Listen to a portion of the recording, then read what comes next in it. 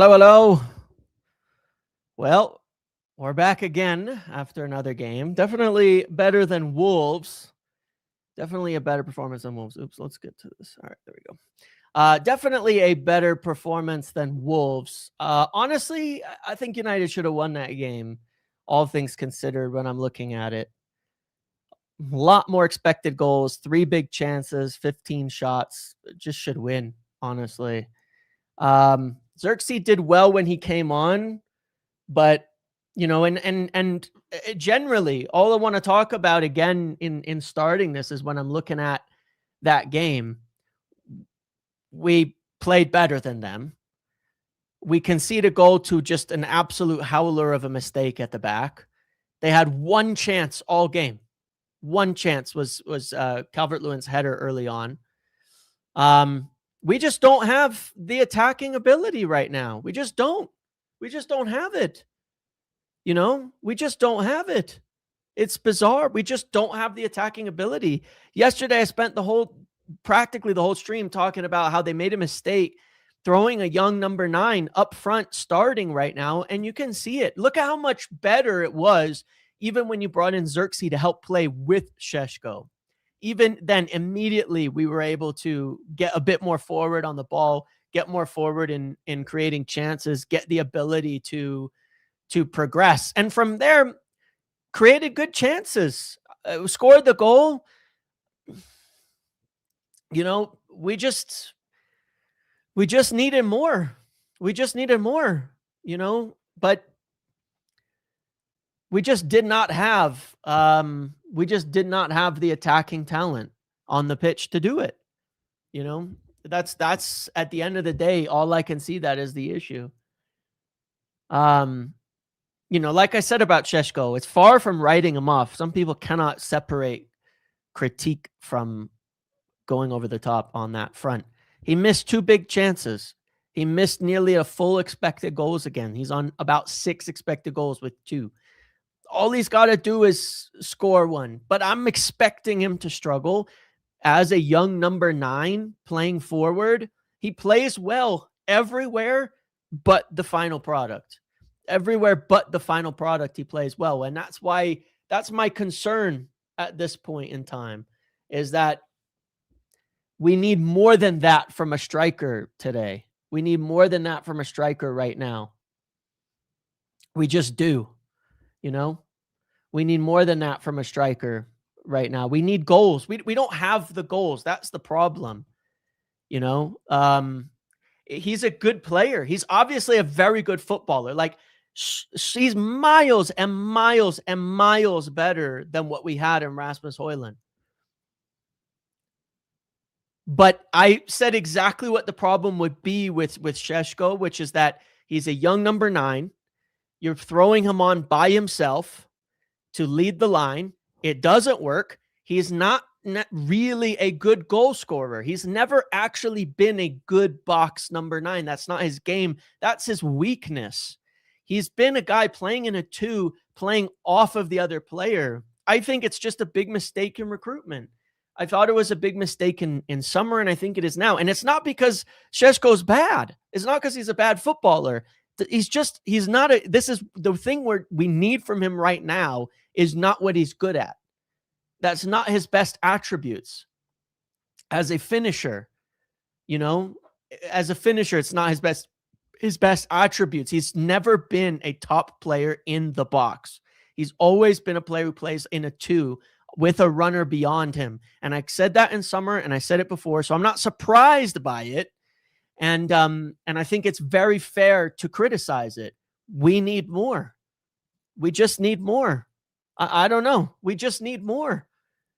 We need a striker to score goals in the situation that we're in. We'll do Collins at the end for sure. But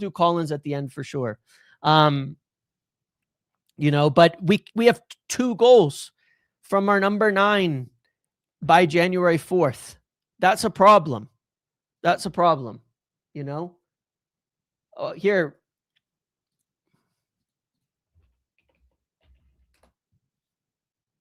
We have 2 goals by number 9 by January. We need goal scorers.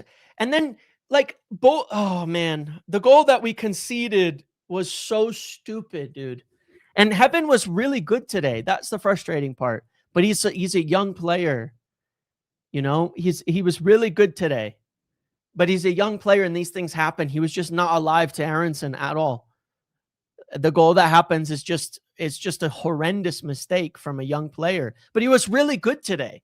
But he makes a huge mistake. And we have to be able to compartmentalize in criticism and not people get so offended by everything. Heaven made a terrible mistake, but played a really good game, and I really like his game. Sheshko missed some really bad chances, but played well in the other respect. The problem right now is we don't have any goal scorers. We don't have any goal scorers at all out there. Cunha gets a goal. He's got 4 on the season. Supposedly Cunha's been terrible, but our striker has 2. Like, if you look at the goals scored this season, I'm guessing we're missing more than half our goals scored this season on the pitch right now. And the biggest problem I have with that is how can you watch that? How can you watch that and say we can just pass up January? How can we watch this and say we can just pass up January? Like, this, what's happening is what's expected. You know what I mean? If we're not going to add players to it, it's expected that this is what it's going to look like. And, you know, and like I said, that's why I look at it, and I look at the ownership, like I was talking about yesterday, or the management, or whoever is responsible for not signing the players. And I just go, can we get some fucking help? Like, can we just get some help? Because genuinely, like, I get tons of people have made their mind up, and that's it. And that's it, you know? And fine, it is what it is, man. People have made their mind up. They've decided, and they're going to be like, oh, they are where they are. You know, people are saying missing 8 players doesn't matter. What do you mean it doesn't matter? Football is played by people on the pitch. You're missing players. You're missing players, right? But if you're looking at this as management, you're throwing Amram under the bus. You're throwing him under the bus massively right now. Nobody can say you're not. Look at the team we had out there. I'm watching most of that game, and I'm going, I have no idea who's going to get a goal in this. I have absolutely no idea. You know, who's going to get a goal in this? You know, again, it's like clamor for Dorgu on the right. You saw Dorgu on the right. He's a good player. He's a young player. He wasn't going to suddenly blow up and make a bunch of, you know, score a ton of goals playing on the right. Like, it wasn't going to happen. That's what was my point on the Wolves thing. Like, yeah, I would have played him on the right as well. You know, for sure I would have. I would have played him on the right. And then we played him on the right. And then what?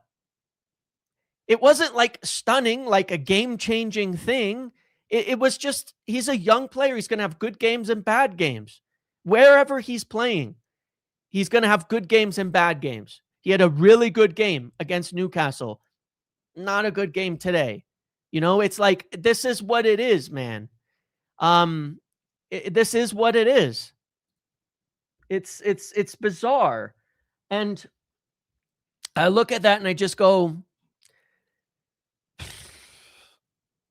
it's like, it's fine, man. There's no solution. There's no solution. People want everything, every decision we don't take is going to be the one that was going to fix everything. And we take those decisions, and then it doesn't work because we just don't have a good enough team right now. You know, we just don't have a good enough team right now.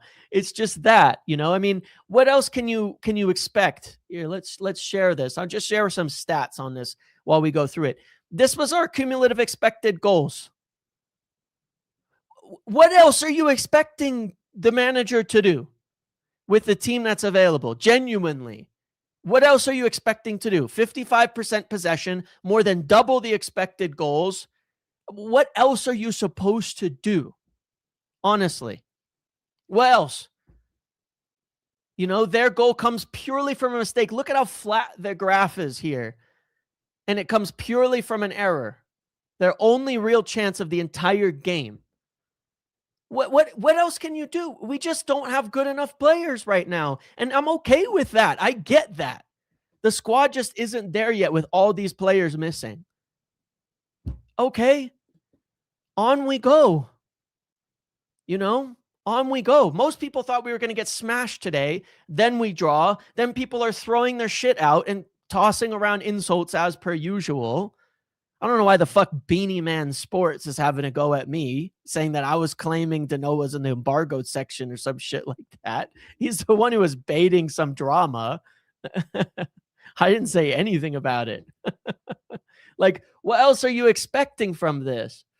It was pretty much a back four all game in terms of the setup. In general, I mean, it's similar to our normal setup. Dorgu was our furthest man forward. Like, what else are you gonna do here, dude? What else can you do? You know, I thought, considering the players we had the best chance to win in this game. Considering what we watched, we were the better side, and I think had the better chances to win by far in this game. You know? What else can we ask for? This was fine. This was fine. I quoted the editor from the Telegraph. I quoted the editor from the Telegraph. Not even me. I quoted the editor from the Telegraph. Alex Shaw, I think his name is, on Twitter. That's the editor from the Telegraph. Wasn't even me. I don't know what the guy's having a go at for. I didn't claim anything. I quoted the editor from the Telegraph, one of the most respected papers in England, about that. Like, what the fuck's his problem? It's so weird. You know, obviously you get slightly different stats on different things, but you know, yeah, I think he's mad that he I don't know what the hell he's mad about. I have no idea why he's taking it out on me, but whatever, man. I mean, look at the team we have out. If they were fit, starts. Like, give me a break, man. This was our bench. We already know these players aren't ready. We already know these players aren't ready. What else can you do? You know, none of us wanted to see Xerxes play. And then apparently Amram's managing him well. He throws him on, makes an instant impact when he comes on. Fuck, I don't know. Good for him. Good job. You know, I thought we were decent today, all things considered. You know, the chances we missed in front of goal, I think, are just kind of crazy. You know, I mean, we don't even remember, not blaming him, but Lenny Yoro gets that header off of Casemiro's from practically point blank. Not blaming Lenny, by the way. It was a tough one, right? And it was a good save by the keeper. We had good chances to win this game, and nobody would have expected it. And it's a rivalry game away. Like, and let's look at Leeds for a moment. Let's look at their record. Oh, look, they drew to Liverpool last week. Are we going to have an inquest? They drew to Liverpool at Anfield last week with a healthy team, bar Isak, but we're having an inquest after missing 8 players and drawing 1-1. They drew to Sunderland, who are in 7th. They beat Palace. They drew to Brentford. They drew to Liverpool again and beat Chelsea. This is their last 7 games, and we're acting like it's a disaster? Come on. Liverpool are in 4th. Sunderland are in 7th. Chelsea are in 6th. They drew or beat all the teams around us. They've not lost in 7 games. It's a good game. We played a good game considering the people we are missing. Considering the people we are missing, it was a good game. Is our form good? No. Is our form good? No.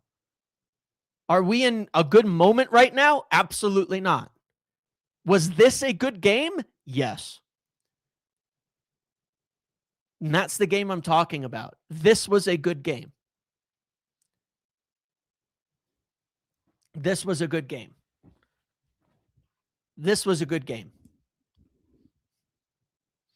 I'm part of the reason standards are low. Right. Yes, I forget I run the club. What an idiot. Are we good? Is our form good? No, let's take a look at it.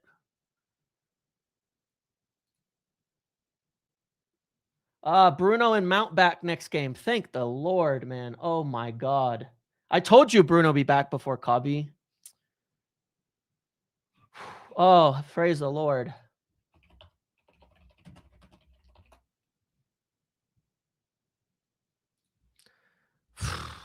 Anyway, this is our form, right?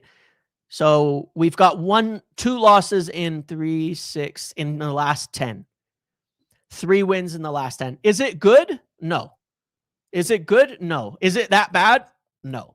The context of the games obviously make it a lot worse. Our losses are to the most informed team in the country. Well, no, sorry, they did lose to Arsenal. The second best team in England, and the Everton game was absolutely shameful. Absolutely shameful. Absolutely shameful, the Everton game. Worst Prem game of the season by far. We've all acknowledged that. It was terrible. It is what it is, man. While we're missing players, it is what it is. What else can we say, man? Like, there was nothing wrong with this game in general. It was fine. It was fine. Let's go through some of the players here. Ugarte was quite good, actually, today. Ugarte was good. Ugarte was good today. I thought he was one of our best players today. I think most people actually agreed with that at the time, but we'll probably see that flipped now. I thought Ugarte was one of our better players today. No, super chats are on, guys. I'm on StreamYard. I'm going to pull the I'll get to the chats in a moment here. So don't worry. I'm not missing all of your chats, guys. I will show them on screen in a second. I thought Ugarte was good today. The problem is that because of the players that we were lacking, Ugarte is going to get judged based on his attacking play. He's not the player I want attacking the box as like our like Bruno attacking 10. You know what I mean? But Ugarte was really good off the ball today. The way, you know, I mean, look, 9 duels won. 9 duels, 7 recoveries. Really, really happy with Ugarte today.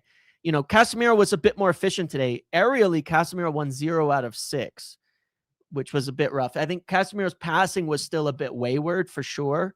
It was still a bit rough. You know, still the percentages for me are not good enough, but Ugarte was much better today. But again, it's like, you know, you're not going to get a lot of attacking out of these guys, you know, in that situation. Cunha, I thought, was up and down. He was, again, trying to do too much, but that's who he is. And he scored a goal. He scored a goal.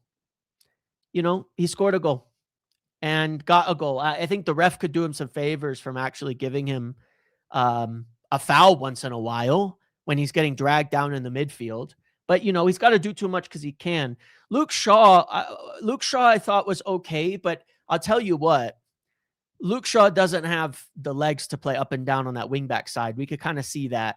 He had such a hard time getting back. Like, it was hard to describe it. Like, he's definitely doesn't have the pace. He definitely doesn't have the pace anymore. I thought it was hard for me to judge Luke Shaw's game. Yeah, the offside goal too. From Cunha was really good. I'm still sort of questioning the offside on it. I'm also questioning Šeško being offside so much. And I'm sorry, but that does deserve questioning. It's one of the things we can critique. Benjamin Šeško got caught offsides way too often on top of missing those chances. He was offside for the goal. He was offside for the Casemiro one in. That would have been a high XG chance as well. He was offside in too many situations that he shouldn't have been. That's just the reality of it. He missed nearly a full expected goals. On other measurements, he's at over a full XG on this. He's just got to score. He's just got to score more.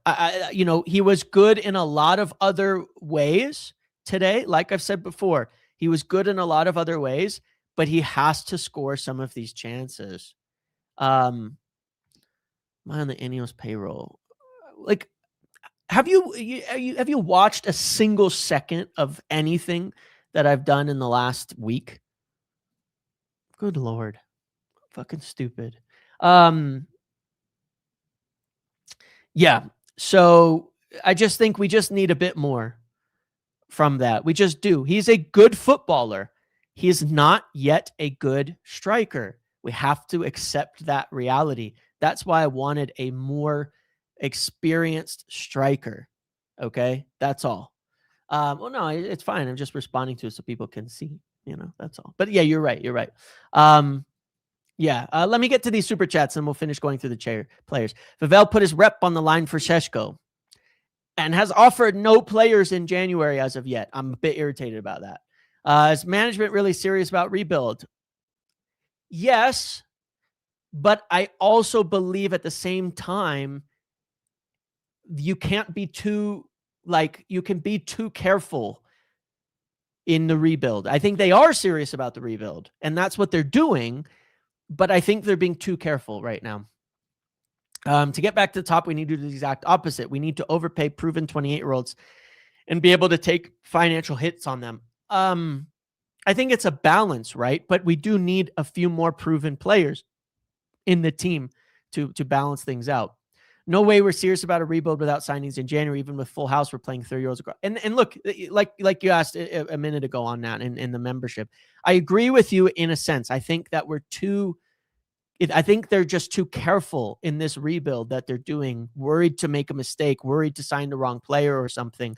But they need to be more aggressive in the rebuild. Indy claims Amram's on his way out. He doesn't know anything. What are your thoughts on that? Again, he doesn't know anything.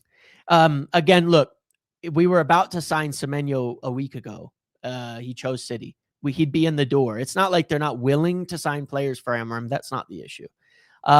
This year was always about turning losses from 24 into draws in 2025, from draws in 2024 to wins in 2025. It's a mid-squad performing mid. It's fine. That's how I see it, and that doesn't make me happy. And it's also why I think you can't pass up windows, because if you, in the second half of the season, we need to turn a few more draws into wins. We need to turn a few more draws into wins in the second half of the season within the first half of the season, yeah.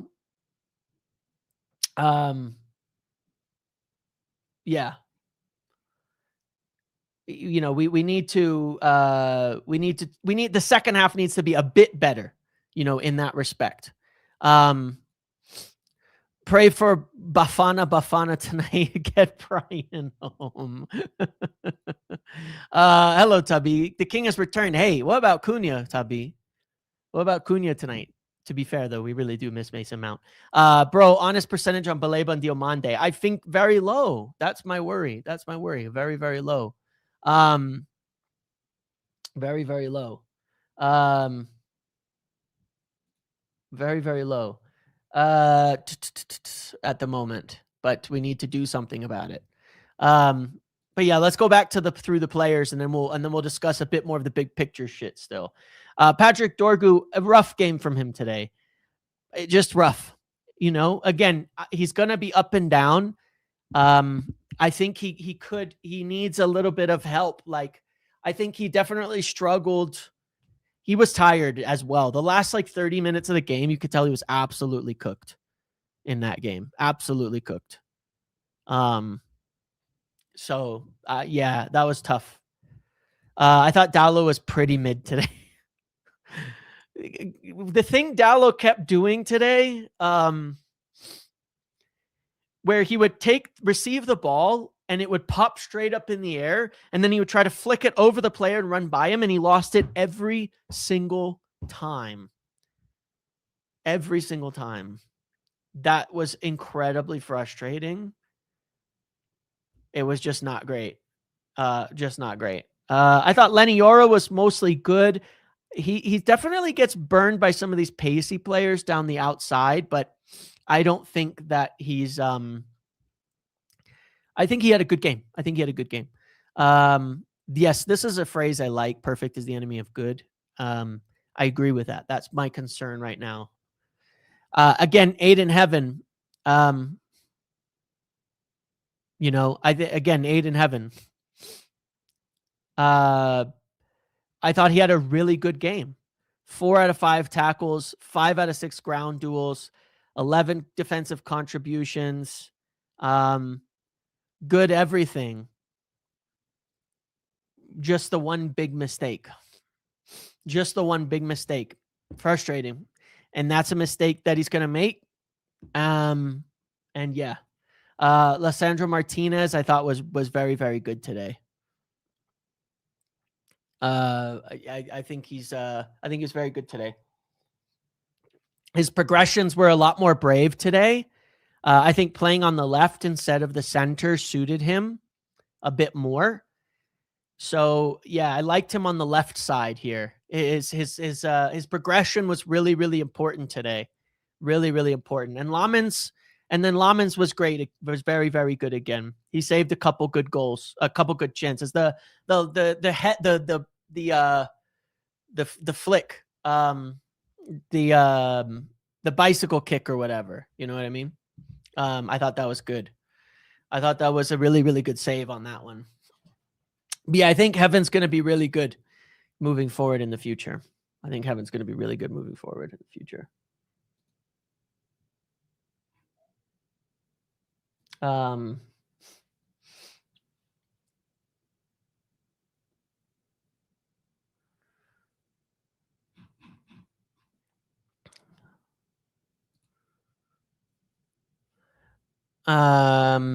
Yeah, let's see, take a look at this. I want to talk about this quotes for a second.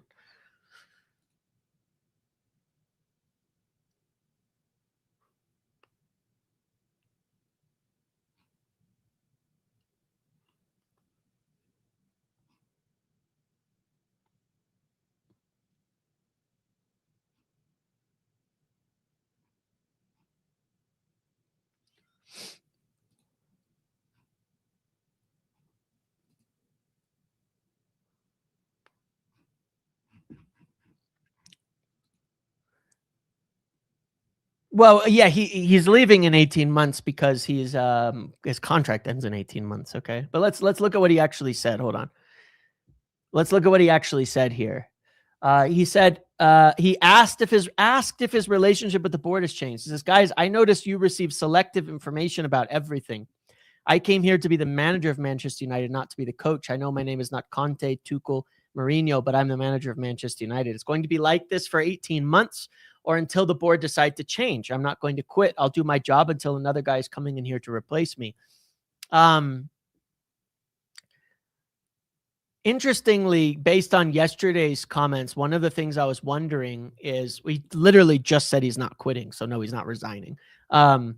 Was that I have a feeling he's a bit pissed about. One of the things is, like, if you look at this first line is what I'm talking about, because something caught me yesterday in his not wanting to answer questions.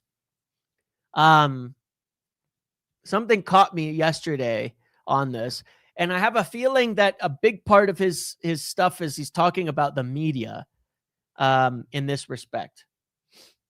You know, that they write stories and things like that. Like the media yesterday, everybody took his comments and then wrote it all as, "Oh, he's just a coach and he has no control over anything, and there's a split between him and Wilcox and such." So they took the quotes yesterday and then made it like this, and then made it into, there's a big friction and a separation between him and now he's just the coach and Wilcox is handling everything. I think it's pretty clear what he's commenting on this basis. He's talking to the media about the way that they present things. I think he's talking to the media, not the board, when he's talking about that. That's how I gathered it, is his comments are directed towards the media. And I think it's past time to start treating them like hostile individuals, because that's what they are. And that's how they treat him. And that's what they do. And the baiting and leading questions to turn around and write stories is something different. You know, I think they're not getting, he's talking about them, and they're going to keep trying to spin it onto the board. But I think it's very, very clear he's fed up with the media, to be quite honest. Now, he might be a little bit irritable in some respects on a few things. I don't think he's commenting. Well, we'll find out. We'll find out in terms of like if it's different. But I think it's, to me, it sounds more obviously like he's commenting on the media. He's saying, you guys are being selective, that's what it sounds like to me. So that's my take on that, but I'll think more about it. Obviously, I'll have to have a think on it. But to me, it sounds like it's a commentary on the media, not on the United board. Now he seems a bit irritable. The question is exactly why. Is it a it says here's a fuller quote. All right. He says, I just want to say that I'm going to be here. Let me read this. All right. He says, I just want to say I'm going to be manager of the team. I am going to be manager of the team, not just the coach. And I was really clear on that. And that is going to finish in 18 months. And then everyone is going to move on. That was the deal. That is my job, not to be a coach. If people cannot handle the Gary Neville and their criticism, everything, we need to change the club. No, guys, I just want to say that I came here to be manager of Manchester United, not to be a coach. And every department, the scouting department, the sporting director needs to do their job. I will do mine for 18 months and then we move on. Interesting. The overall quote is quite interesting. I think it's a good quote from him. The comment about Gary Neville and their criticism, everything, is an interesting one.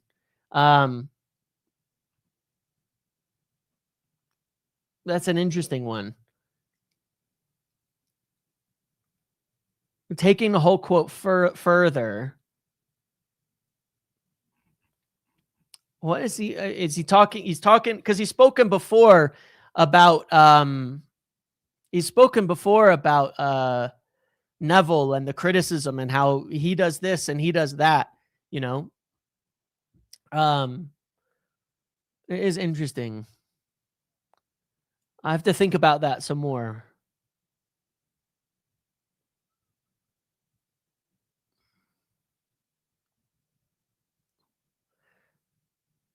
People are already spinning it and saying he's unhappy about being the head coach, but that's not what he said.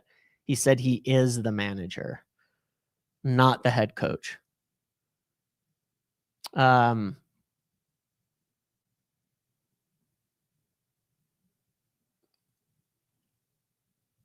He's not saying some people are spinning this as a completely different thing.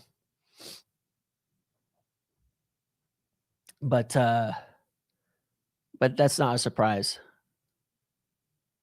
But let's see. I mean, I'm curious about that. I still think that he's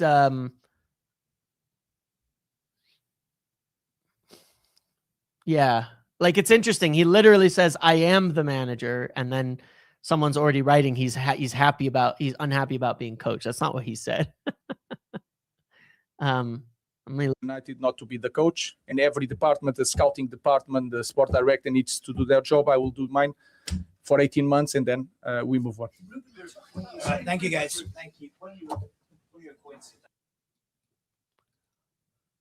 Not to be the coach, and interesting. It's an interesting one. It's an interesting one. He says, I know my name is not Tuchel, it's not Conte, it's not Mourinho, but I'm the manager of Manchester United. He very clearly didn't say he's not the manager. He definitely does seem upset. He does seem upset about something.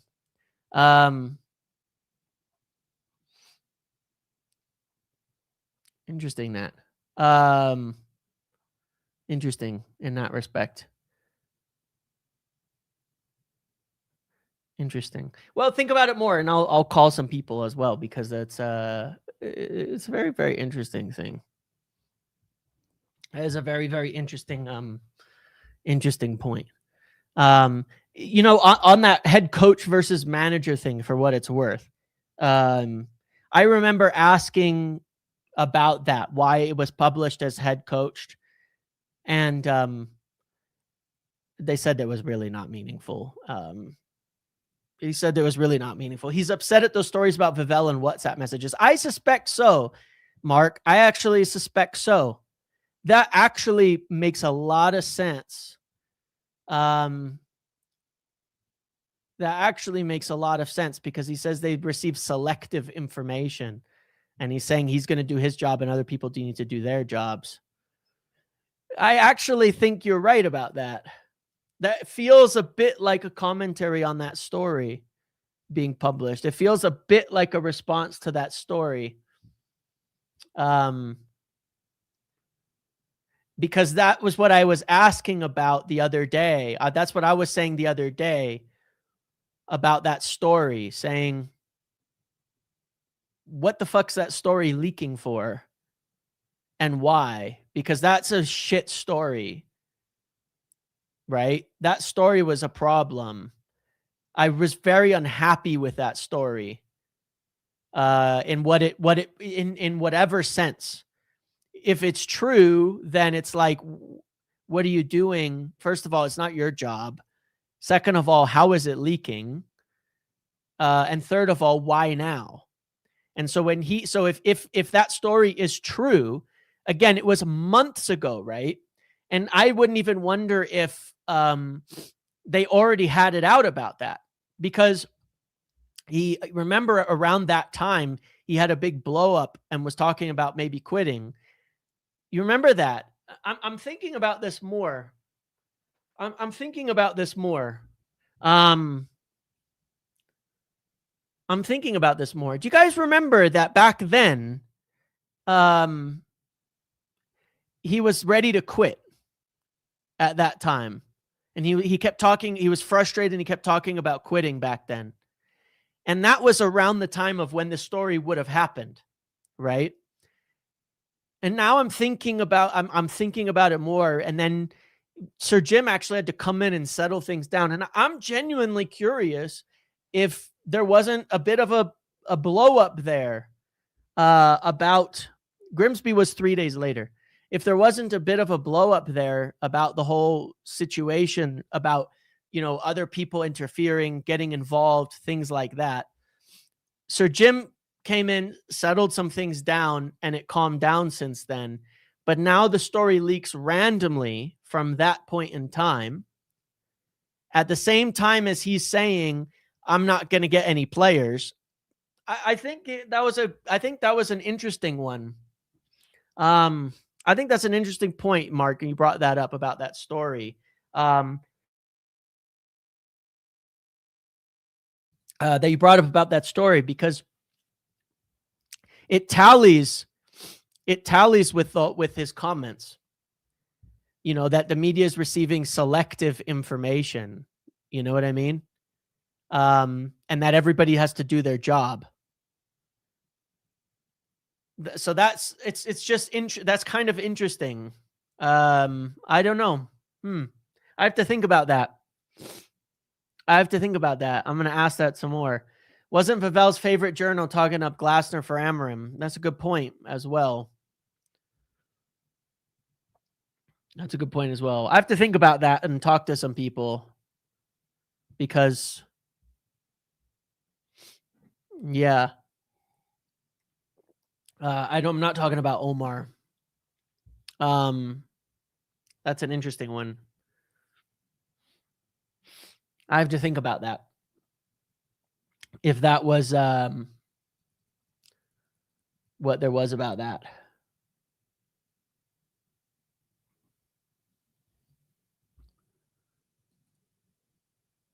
No, but so, okay, there's even fuller quotes though, which is the annoying part, okay? There's even fuller quotes. He says, let's bring it back even further. Thanks to Paddock for doing this. The first line is the first line not being included here is rather interesting to me. He says he was asked if something has changed between him and the board, and he says, guys, stop with that. So If you take that line out, that changes the whole context of that sentence. Why do people do this shit? If you take that line out, it takes away the whole context of the sentence.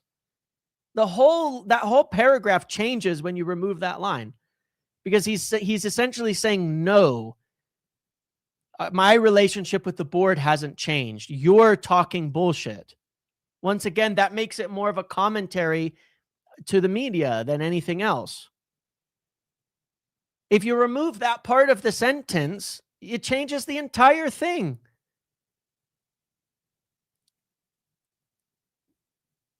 Like, that's why they removed it.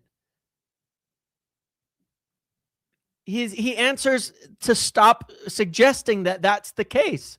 That's the first thing he says. It's a very different sentence. Now, it does not make zero difference, because if you're asked, has something changed between you and the board, and you say, well, you're hearing selective things. I came here to be manager. Versus saying, no, stop suggesting that. I notice you're being selective. I came here to be like, again, it absolutely changes the whole context of that statement. I think I go back to my original thought. I think he's commenting on the media for the most part. I think it's very, very selective the way that things are being reported. He literally tells them to stop with that. But anyway, we'll see. We'll see.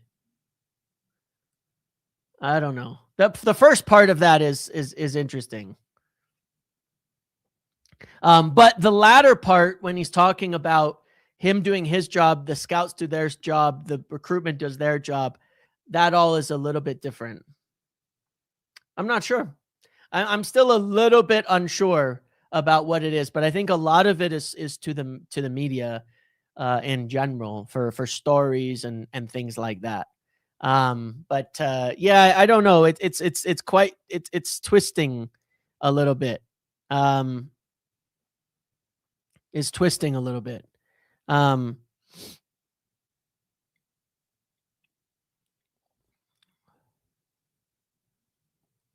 It's twisting. There's quite a bit of twisting going on this as well.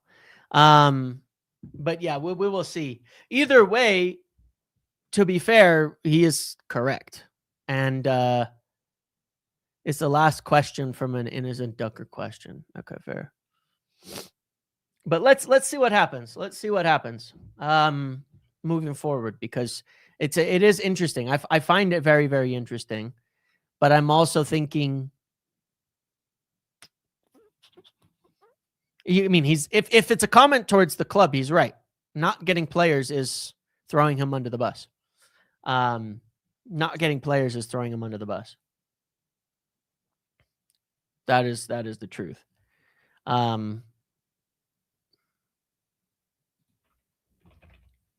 You know,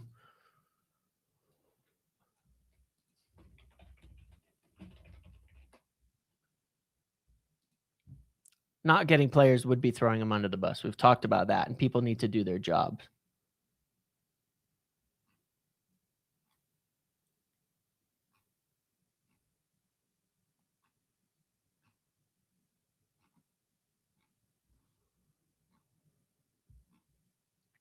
That is very true as well.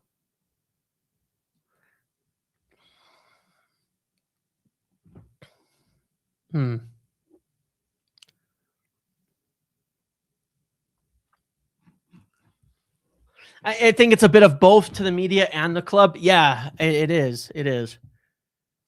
Why did he say 18 months? Because his contract's for 18 months. Because his contract is for 18 months.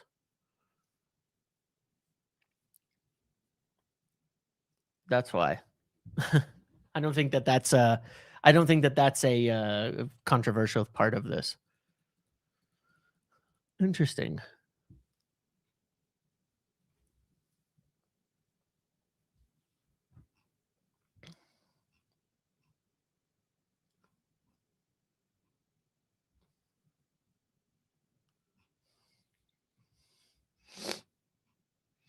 Interesting. Yeah, he said then we'll move on, correct? Yeah. He said that's going to finish in 18 months. And that's going to move on. That's the deal. That's my job. So he's talking about he has a contract. But yeah, the truth will come out. It is going to be interesting.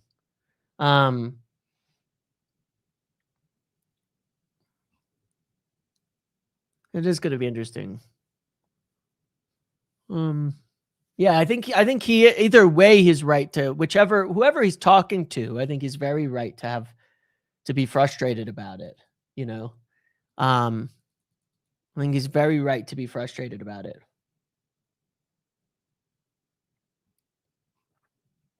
You know, right now you're talking about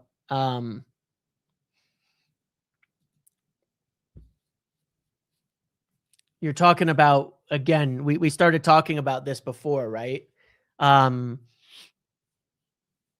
money would be on Vivell. Yeah, I would say that it would be that's the issue. I genuinely think that story from the Daily Mail was a bad one, a problem. Because like I said, one, why is it being leaked now? Why is it being published now? Why is that being said now? And what the fuck does it have to do with your scout telling your manager how to play football? That doesn't make any sense. And there was definitely tension back at that point in time. And when he said that it was selective, that you're receiving selective information, then I think that's what he's talking about. You know, then he's talking about that, which is interesting. Everything's sort of connecting now, and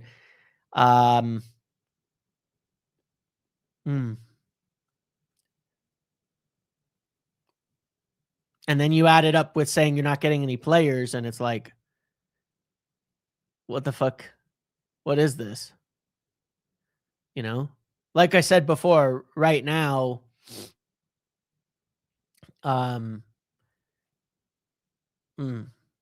interesting. Yeah, I've got some thoughts about it. I think I've definitely have plenty of thoughts about it. People aren't going to like. I'd get rid of Vivell before Amarim easily in a heartbeat. And it's not because Amarim's amazing. It's because this looks like a mess created by Vivell. Right now, that's my initial assumption, that this is a mess created by Vivell. That someone that is being leaked inside. Right now, I'd be rid of him. I don't care who your manager is. Your recruitment hasn't done anything. Your signing hasn't worked out, and you're making recommendations and leaking things as the scout. That's how it appears at the moment. I want someone to tell me I'm wrong on that. I think it's very weird.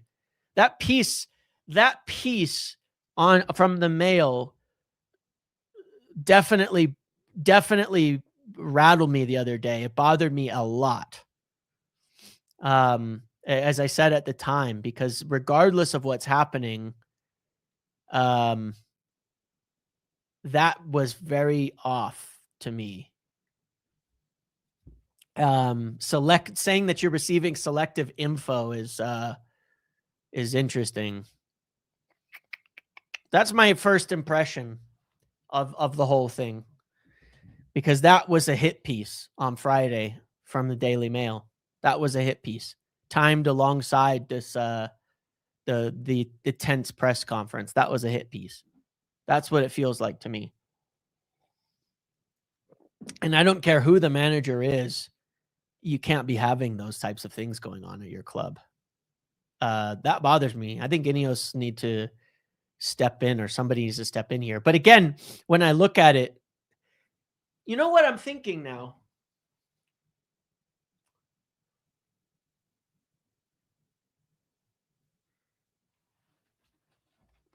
You know what I'm thinking now? If I back it up a little bit, I'm going.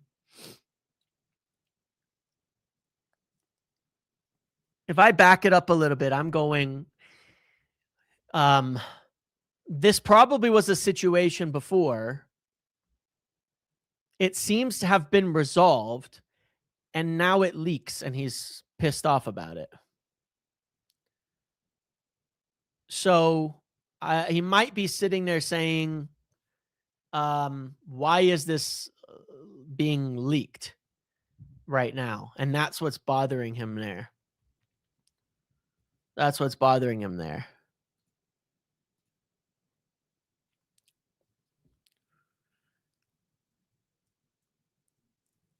Seems like it to me anyway.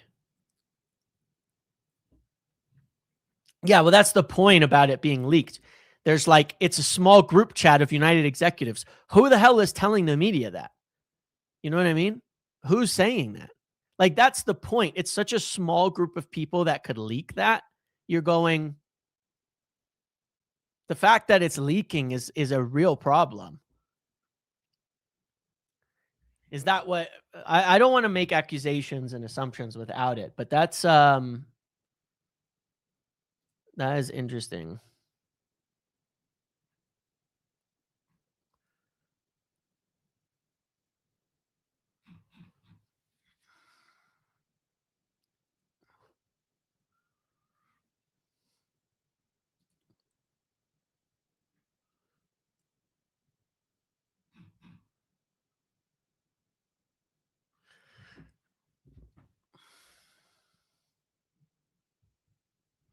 That's the point. That's the part that bothers me.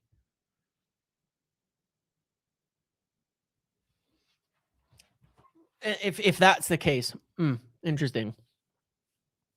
It's interesting.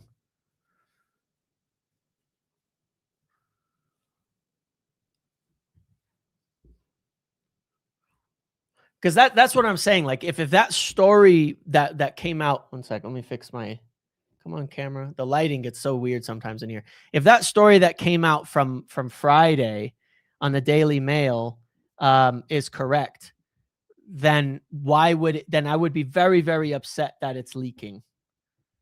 Very, very upset that it's leaking. And that would be my concern at the moment. That would be my concern at the moment. Yeah. So if I step back for a moment, if he's upset about that story leaking, then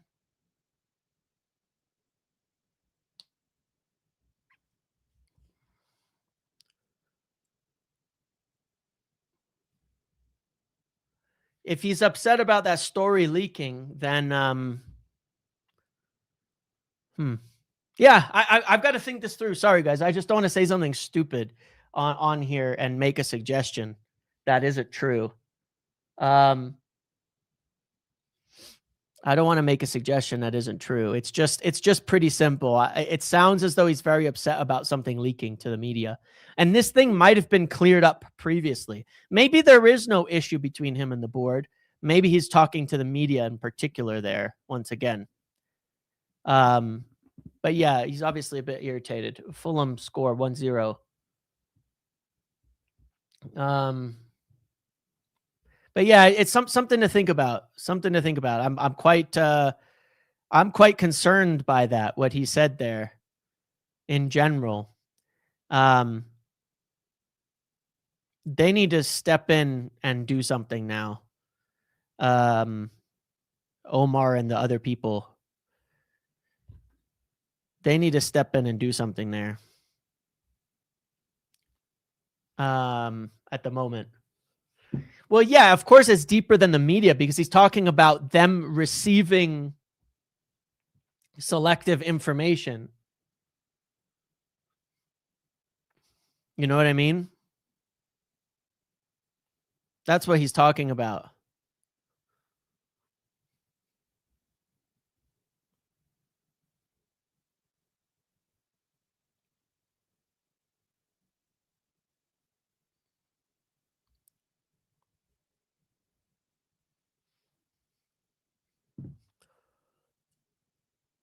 Yeah, and then you get this. Hold on, I'm going to pull this up.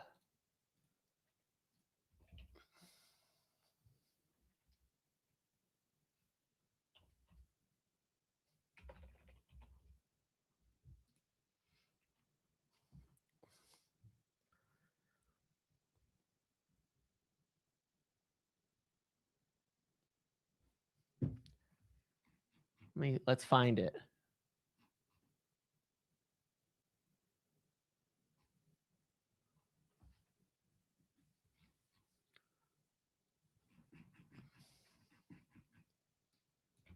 Let's find it.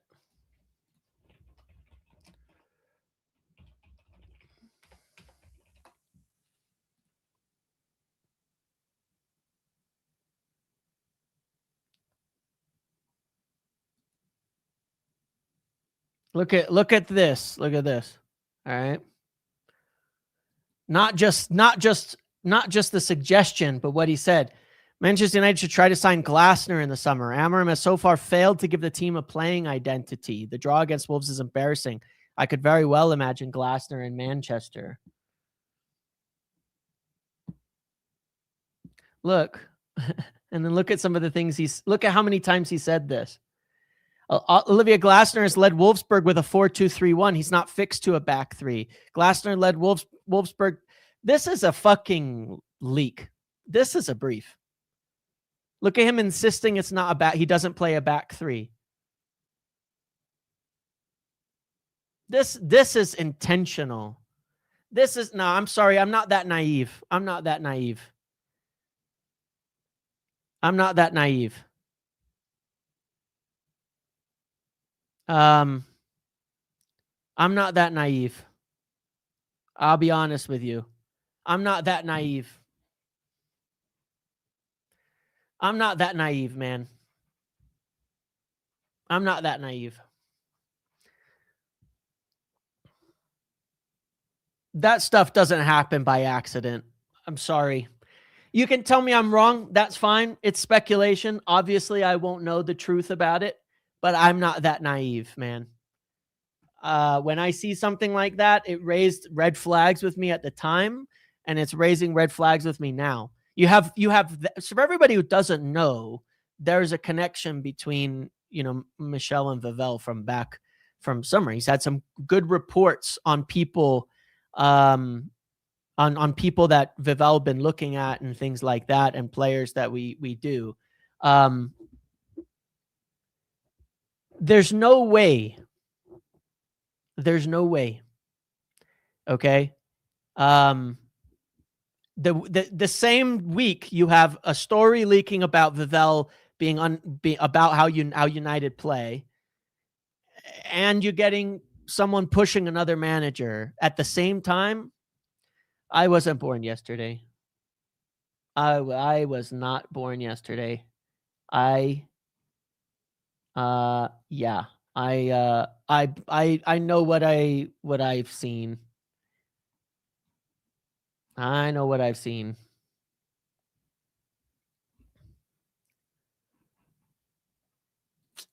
I do.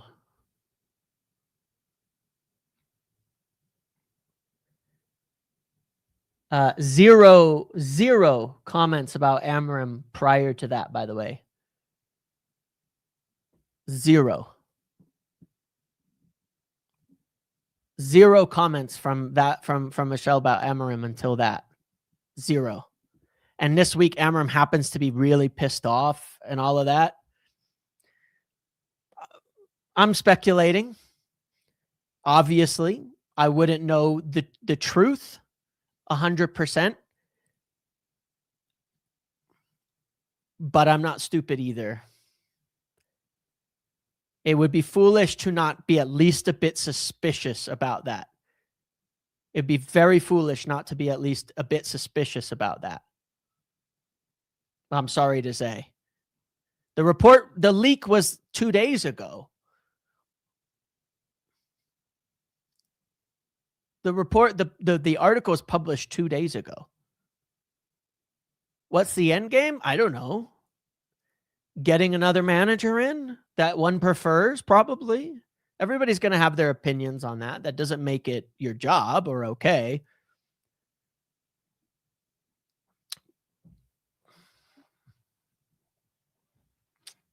Interesting.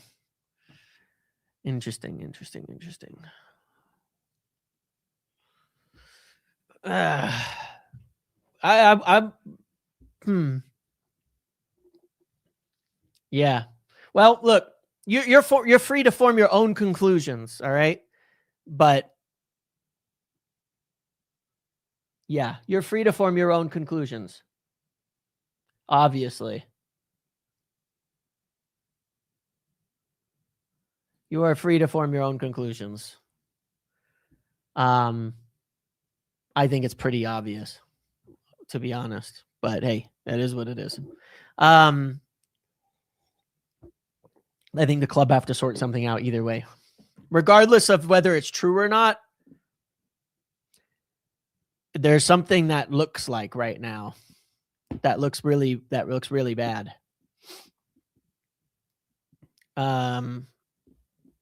Yeah.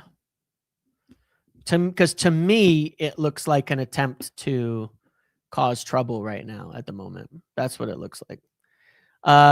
We matched them, nullified their plan, defended well mostly. If we beaten Everton, West Ham, this would have different complexion. Yeah, agreed. Those were the bad games. This game was okay. I think him saying he's the manager, not the coach, means he would choose a system formation, the 11, not anyone else. Correct. But yeah, I agreed with this. Those are the games that were really bad. This one is okay.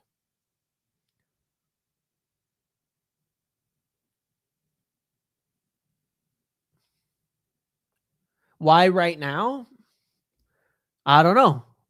Maybe Amram directed at Vivell, meaning he can't dictate the system because Amram's the manager. Maybe when Board is asking Vivell for recommendations, he's saying, I can't find a place for the system. I mean, I don't know. I don't know. That's one of the potential ways one could look at it. Where's the players being recommended? Here's what I take from it. All right. A week ago, 10 days ago, Ruben Amram is saying, well, I can't get the players for my system. Who's telling him that? Who's telling him that? You know what I'm saying? Why is someone saying that? So you're getting, we can't get the players for your system, leaks against the manager, suggestions from Glasner. Be naive all you want. Be naive all you want. I think it's fucking obvious to the point where I think it's like blatant. I think it's almost blatant, to be honest.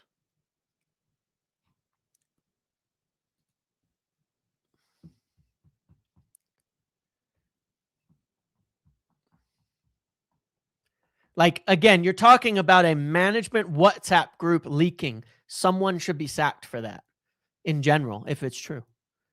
Who's leaking that? Who? From a management perspective, who should be, how is that being leaked? That was what bothered me the other day. How is that coming out at that time? That's a problem. You know, it's funny because in summer we had this thing about Watkins and Šeško, right? You know, we had this thing between Watkins and Šeško, and then it ended up going Šeško.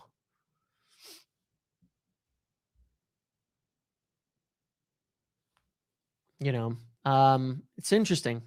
It's interesting. It's interesting.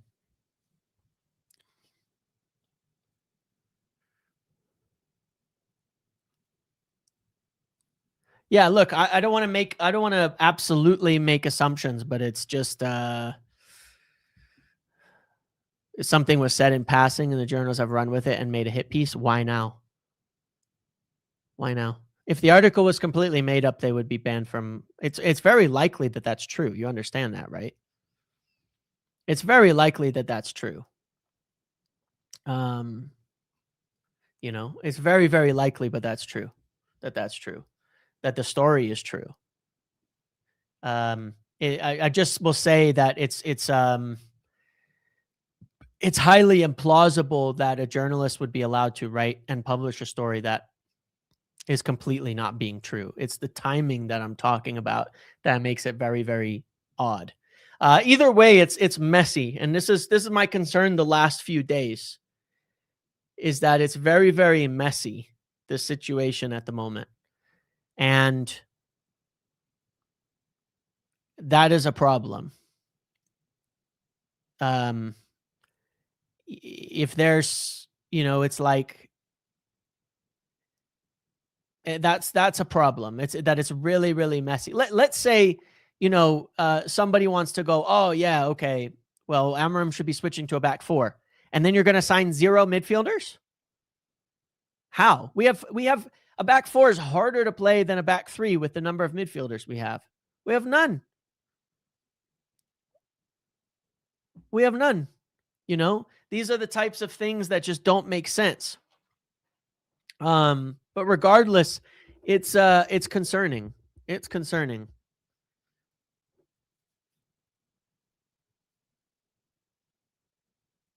It's concerning. It's just the present situation of these last few days has worried me. I said in the last few days that I'm worried, because there's things that are being said right now that for the first time have me actually concerned. Like I said before, if management loses their bottle now, then that's really an indictment. Why now? Why would it be today? Why would it be why would it have been a week ago when we're level on points with fifth? Why would it have been then? You know what I mean? Why at that point would you lose it? You've told the manager what he's got to do. You've laid out the job. You've set it up. It looks to me like you're saying we can't get players, and now we're pinning it on the manager. That's what it feels like. That's what it looks like. Amarim's complained a lot recently about those leaks, about how people know about the back four, how people do this and that. This is a really, really poor reflection on the club right now. A really poor reflection on the club at the moment. You've got a bench full of youth players. You can't pin it on the manager. That's a squad building problem, regardless of everything else. If you're asking a manager to show up with an entire team of youth players on the bench, that is a you problem. That is a you problem. That is a club problem, not a manager problem, regardless of who is there. That's a problem with the club right now. This is really, really worrying. This is probably the most concerned I've been about the club for years now, honestly. Because this is the shit they're supposed to step up and prevent happening. This is the stuff that is not okay.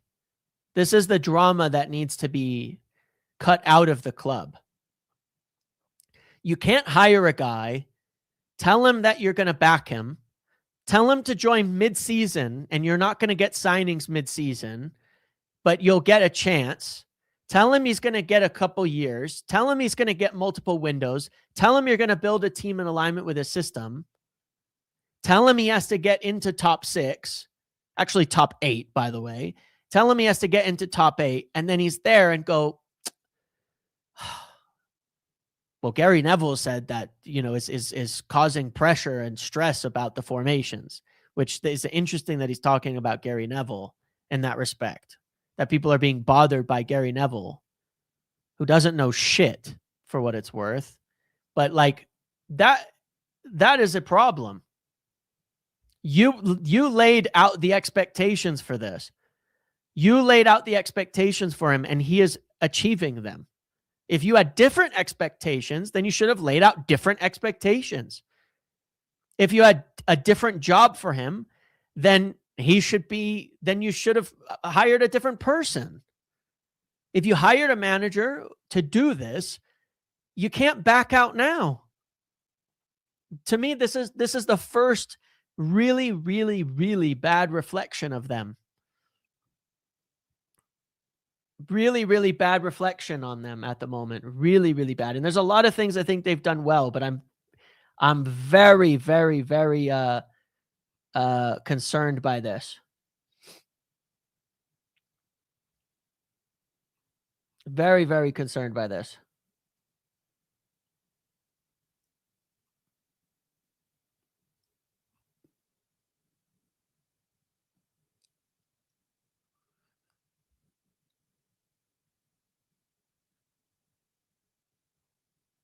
Yeah. Very, very worried.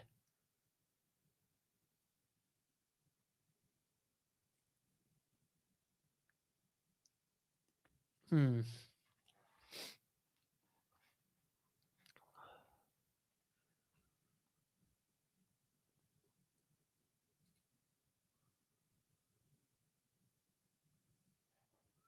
You cannot hire somebody, put them in place,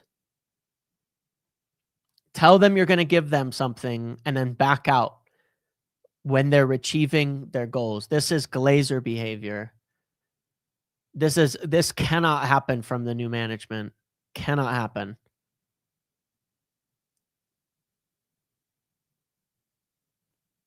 Yeah, I'm quite worried about this. Because this is why we failed for 10 years. The same shit. Backing out of a plan halfway through. You know, and like he said there, if people are getting influenced by Gary Neville and worried what Gary Neville thinks, then we are absolutely finished as an institution. I'm not going to lie.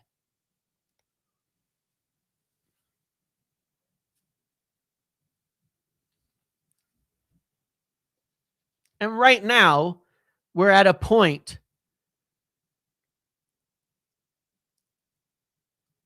where we're okay. Like, we could end this weekend in fucking Champions League positions. Why are we throwing them under the bus? As it stands right now, if City beat Chelsea, we're in Champions League positions. And you're pulling the rug? That's a fucking joke. That's a fucking joke. That would be some of the most shameful shit I've ever seen at this club.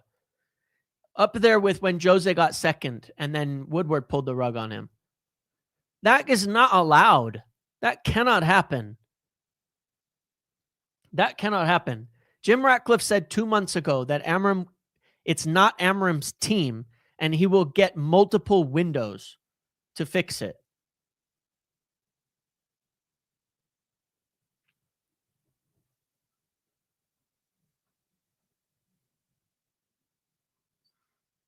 You can't pull the rug now.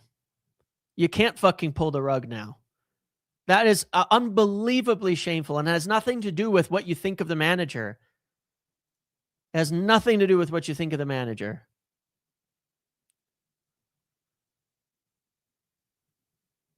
It's about context. It's about the plan.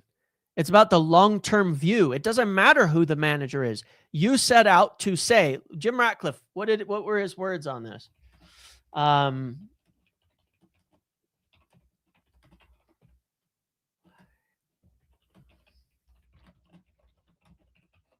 You know,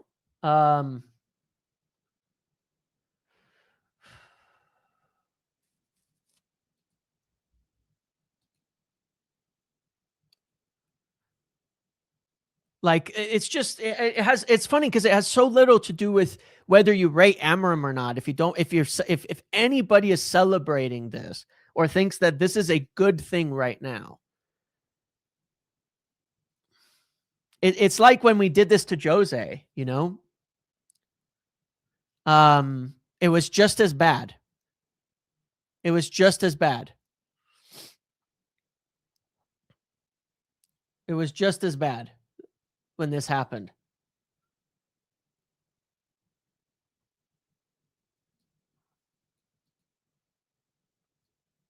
Like this, look, this mirrors to me right here, this comment on Gary Neville. This is my point. This mirrors to me this comment on Gary Neville. He says, the press, sometimes I don't understand. They want overnight success. They think it's a light switch. You know, you flick a switch and it's all going roses tomorrow. You can't run a club like Manchester United on knee-jerk reactions to some journalist who goes off on one every week. To me, that sounds like exactly what Sir Jim was talking about. That's what Sir Jim said. It sounds a lot like the comment Ruben Amorim is making on Gary Neville right now. You know, about how you can't throw your fucking toys out simply because Gary Neville is throwing a fit and you're worried about the pressure.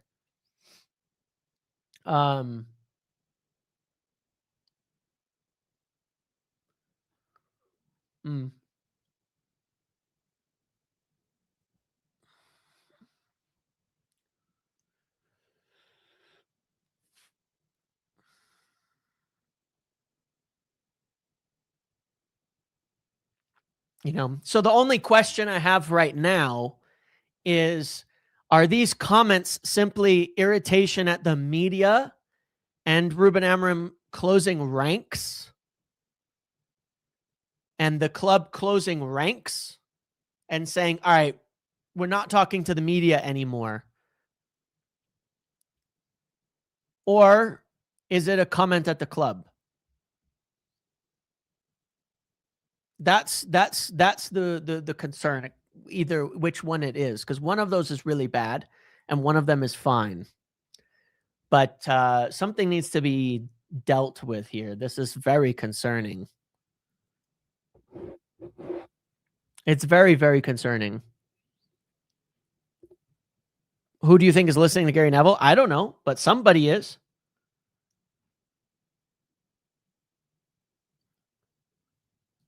Somebody is.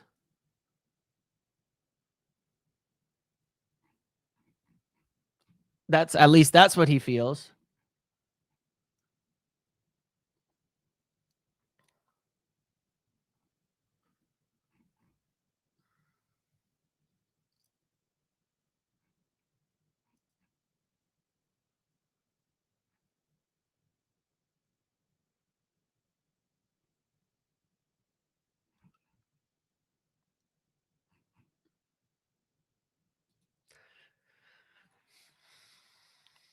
I think it's a comment at the club. Yeah, that's what it sounds like.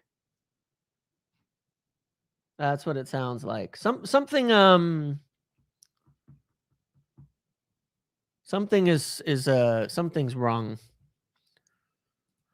For sure. The issue I have with the board is that it's clear that we need to add in January. What have they been doing? What is the plan? We're in Champions League distance. I know. We might be in Champions League positions right now.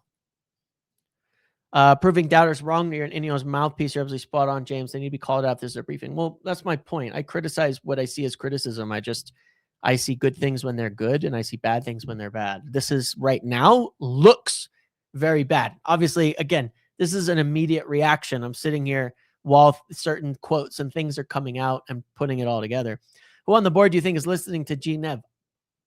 Somebody thinks someone's listening to Gary Neville. It's not the first time.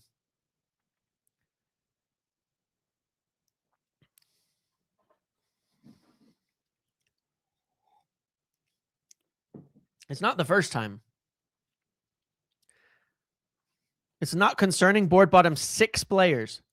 Look at what you just said. 6 players. Do you know how many Maresca got? 37. Do you know how many Arteta got? Something like 60 now, 40 or something ridiculous like that. Do you know how many Ten Hag got? I think it was like 18 or 21. You know how many Ollie got? 22, 23. Look at how managers get 6 players, and we've gone up the table into 5th or 6th. That's not a lot. That's fucking minimal. That's practically nothing.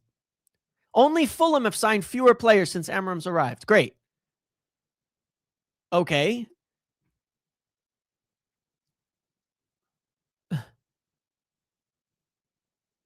So, no, we have not signed a bunch of players that you could say, oh, we've given him enough. Given him enough for what? Do we deserve to be better than 5th? That's crazy. That's crazy. That's absolutely insane.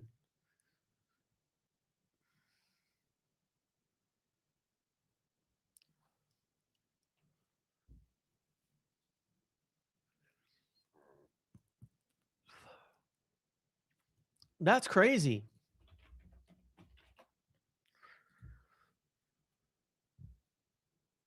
And again, you laid those standards out at the start of the season.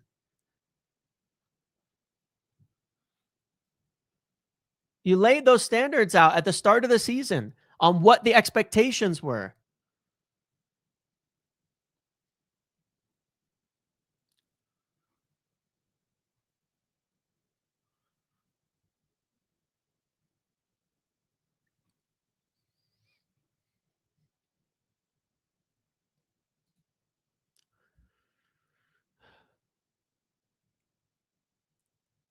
Yeah, very bad. I'm very, very, very, very concerned. Yeah, we'll bring callers on in a moment. This is well, that's the point, Cliff. You can't pull the rug now. If you rode out last year, if you rode out Grimsby, if you rode out those moments and have publicly fully endorsed him since that point in time, why now? That's fucking nuts. If you were going to do it after last year and say, fine, we messed up. It's not your fault. We brought you in midseason, but we just realized you're not the right guy. I think it would have been another error in hiring him, but sacking him then would have made more sense after the Europa League final, right? You would say, all right, you know what? We screwed up. We just hired the wrong guy for our team. It's going to take too much. We messed up. It's not his fault. We screwed up, got the wrong guy. That's it. Okay. That would be one thing. Okay. Doing it now makes absolutely no sense. Absolutely no sense at all. This last week is the most nonsensical time to pull the rug on a manager. It's bizarre. Absolutely bizarre.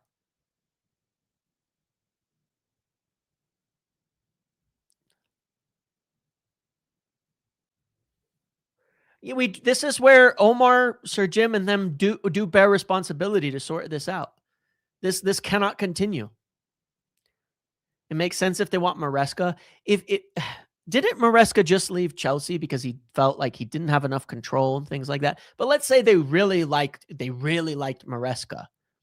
Pulling the rug on your long-term plans because Enzo Maresca became available? What the fuck has Maresca done in his career? What has he done in his career that would constitute you saying, hey, you know what? Let's change everything. Maybe somebody wants Maresca. Maybe somebody does. But what has he accomplished? What has he accomplished? Someone tell me that. You're talking about a manager whose career is Sevilla assistant manager, Sevilla technical coach, West Ham assistant, Man City under-23s manager, Parma manager, Man City assistant manager, Leicester manager in the championship, and then Chelsea, and failed to have a better league record than Pochettino in the league. You're going to dump and screw up your season mid-season for that? Holy shit, man. Then we're really fucked. We are really fucked. That might be the most screwed this club is. He won the Conference League. We're in Champions League positions right at this point in time. Right. Like, well, that's really disappointing. I don't think that's the reason, to be quite honest. But it's concerning. I see that you saying that. And like I said, I think that'd be very disappointing. And I don't think it's necessarily Ineos. How many Leeds players today get in our starting 11? Today, Okafor, Calvert-Lewin, Anton Stack, Brendan Aronson, maybe Biol, probably about half, maybe 4 or 5 players, I would say is fair. But their whole bench is better. So maybe 4, but their bench is better. Yeah, I would say. So it makes sense that we played better than them, but ended up with a draw. I would say 4.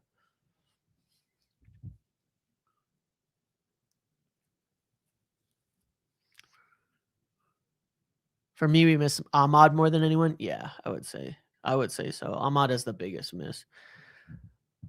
We definitely have a tough time playing with Ahmad without Ahmad. Tanaka and Stack is miles about for sure. Yeah.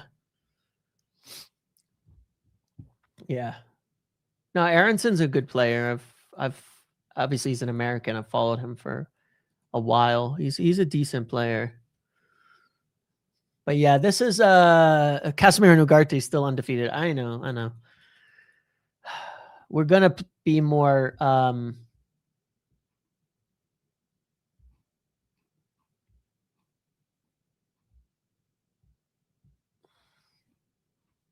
yeah.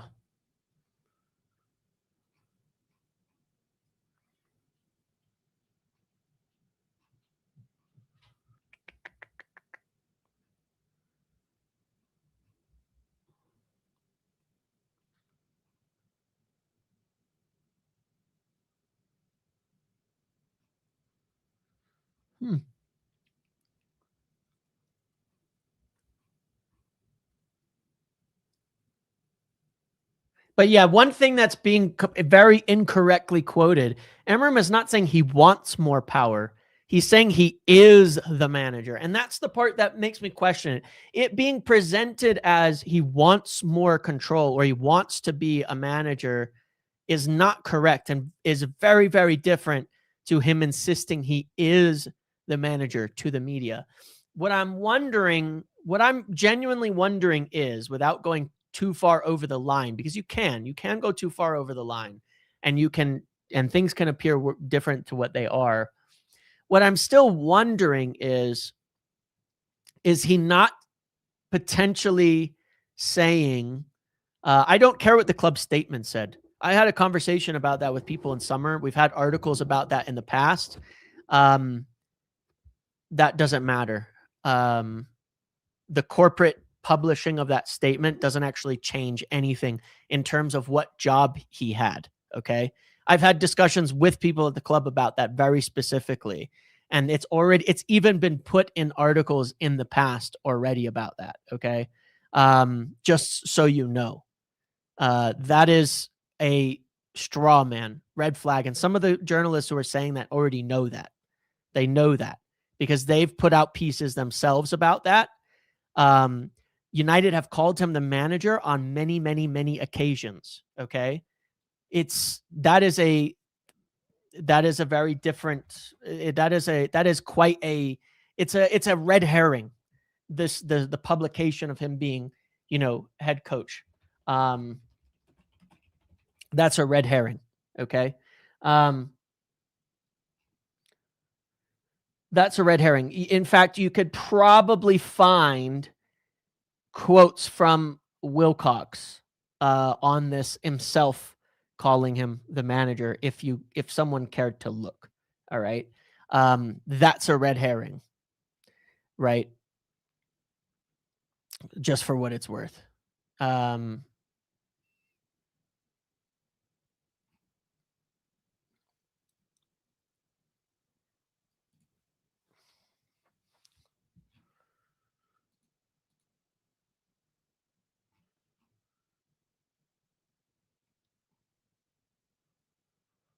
I'll find it itself at some point in time, but yeah.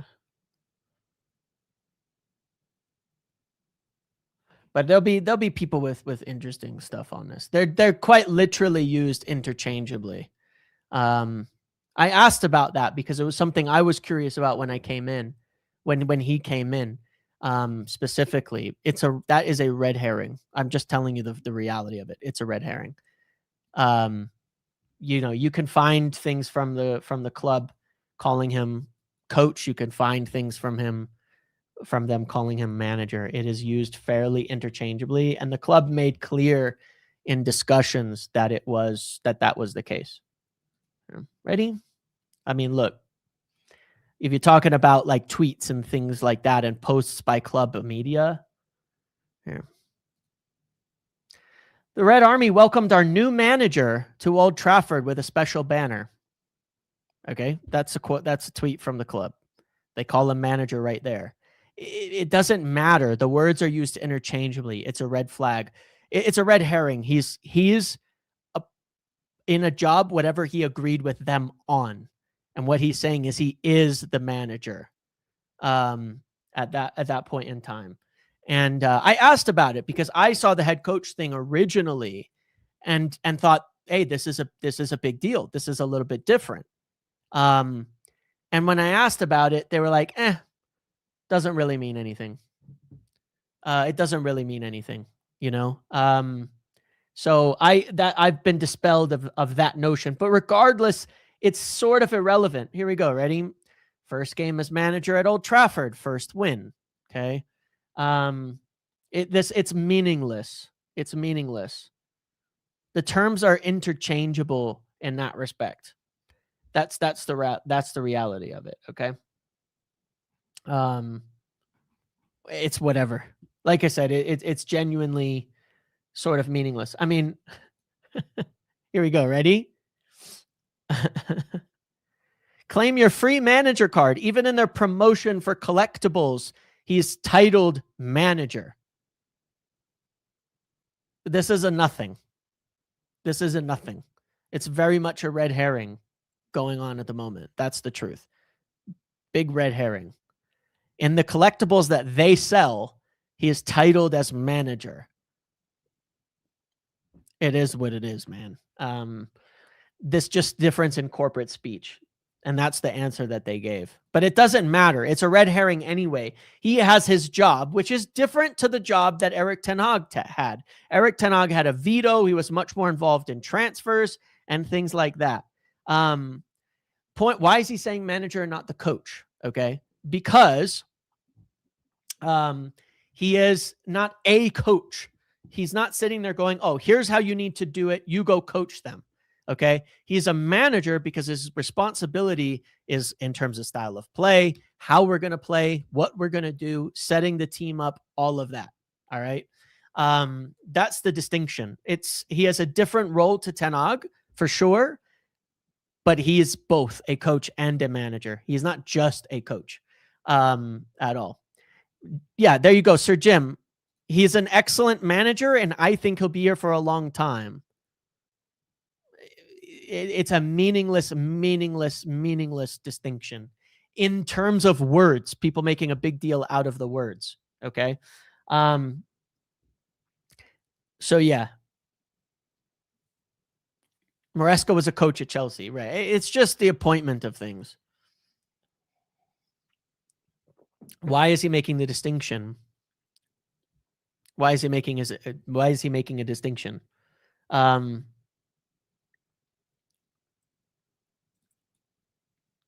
I don't know. I have a feeling because here's where I would say he's making the distinction, right?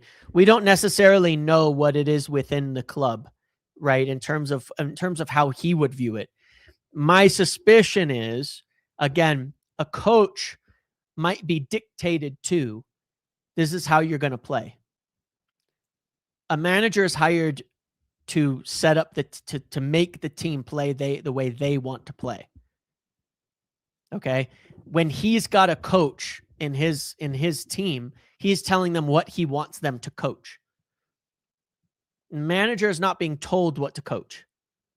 A manager is setting the team up and telling coaches how to coach. He even says he doesn't do coaching, right? He said that many times. He says he's the guy overall. He has his coaches that coach different things. There is a distinction between those two things. Okay. But we'll see. We'll see. I don't think that is particularly an important statement, because he's been called the manager by the club many, many times, as well as Sir Jim and others. Manager manages non-field stuff too. Correct. Exactly. Which he does. Exactly. You know, so I don't think it matters. I don't think it matters. Like, well, here's the thing. I think it matters in terms of what he said, that he's clearly bothered by it. But what I don't think, where I think people are running with it and going, oh, it's he's not a manager. Bullshit. That's bullshit. That's bullshit. Come on. That's just agenda speaking. The terms have been used interchangeably on many, many occasions as of this point in time. So yeah. That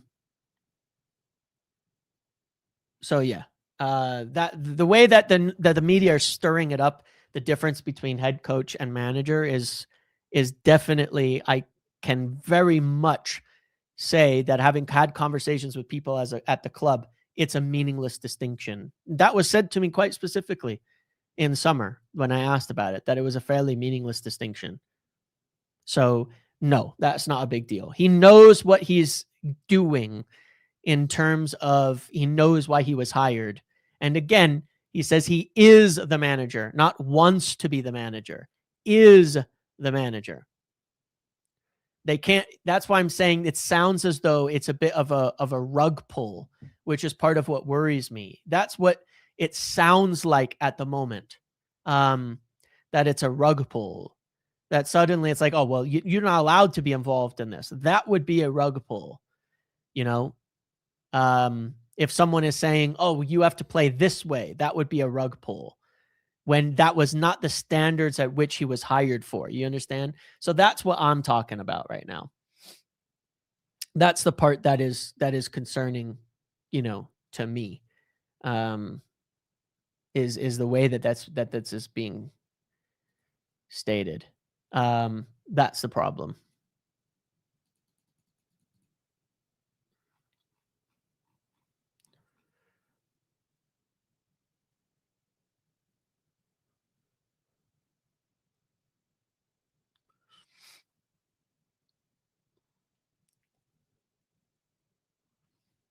Yeah. I don't care if they're tweeting about growing tension. It's very easy to say that right after the presser, because it's obvious there's tension. Things need to be addressed. Things need to be addressed. Right now, this is the worst reflection on the board that I have seen as of yet. Right now, somebody's screwing up big time, and something has to change. Remember, so the other day I was saying this, okay? I'm not stupid. I tend to have a pretty good read on things. The other day I said, if you're not backing Emram in this window, the message that it is sending to him and to the team and to the club and to everybody is that you don't have confidence, and that you're pulling the rug out from under him, and that the second half of the season could get really ugly. Remember, I said this on Friday, and people say, oh, you're being dramatic. Why would it change anything? It's not going to change anything. This is why. This is what I'm talking about. I saw this coming 2 days ago, that this was going to blow up, and said this is exactly what was going to happen and what my concerns were. The back half of the season could fall into absolute chaos with how they're acting. That is exactly what happens when you do something like this. That's why it's really poor. It sends an awful message to the club, to the manager, to the players, and to the team. It sends an awful message. And you can have things turn to utter chaos right away. And like I said, Ruben Amorim is the one who has to sit there in those press conferences, not Jason Wilcox, not Vivell, not Omar. Ruben Amorim has to sit there and face the music every day. So you can't pull the rug and then go, it's going to work out. No, we're going to fall out of Europe. We're going to fall out of European places with what they're doing right now. It's obvious. This is going to go to shit, like it did under Ralph. It's going to go to shit in the back half of the season with what's going on now. Anything we've done is going to be undone like this. This was very, very predictable in the last few days. You cannot rug pull on somebody, change what you've agreed to do, suddenly stop when they are accomplishing what you've set out to accomplish, and then expect it to be okay. This is really, really concerning. And the thing is that, yeah, this is very, very concerning. First ever super chat against, no, I'm getting to them. I'm just going in waves. Will be interesting to see SJR response to this. Seems an effort from CV to destabilize during key week for small teams to push Amarim out. WhatsApp, Mobsdale comments, can't find players for system, etc. That's my read as well. To me, it's very coincidental that all that's happening at the same time. RA directly saying people have been influenced by failed managers pundit like Neville. Wonder if they pushed him to change formation based on Neville comments. Yeah.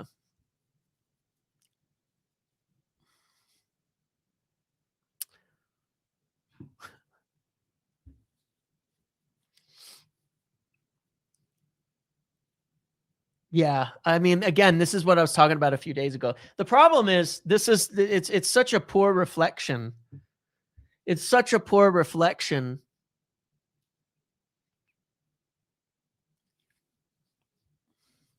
It's how they respond now, because I think someone's done something really, really silly in this last few days.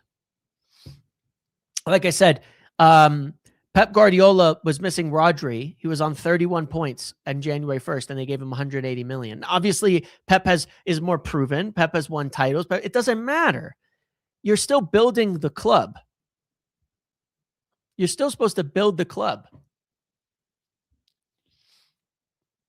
Correct. It doesn't matter if Amarim's not here. Look at the squad that you have allowed to step on the pitch. Look at the team.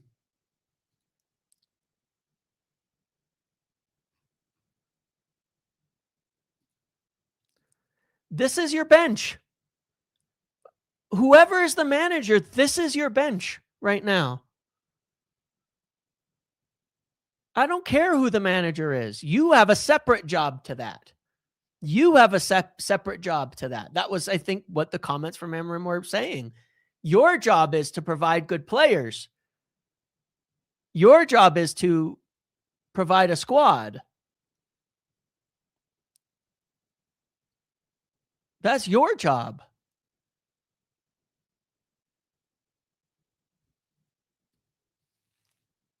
And we're in fifth. I'm very upset right now. I'm very upset right now. There's a lot of things that have been done right, and it feels as though it feels as though this is like somebody's making a huge misstep. They lost their nerve. I feel as though somebody lost their nerve.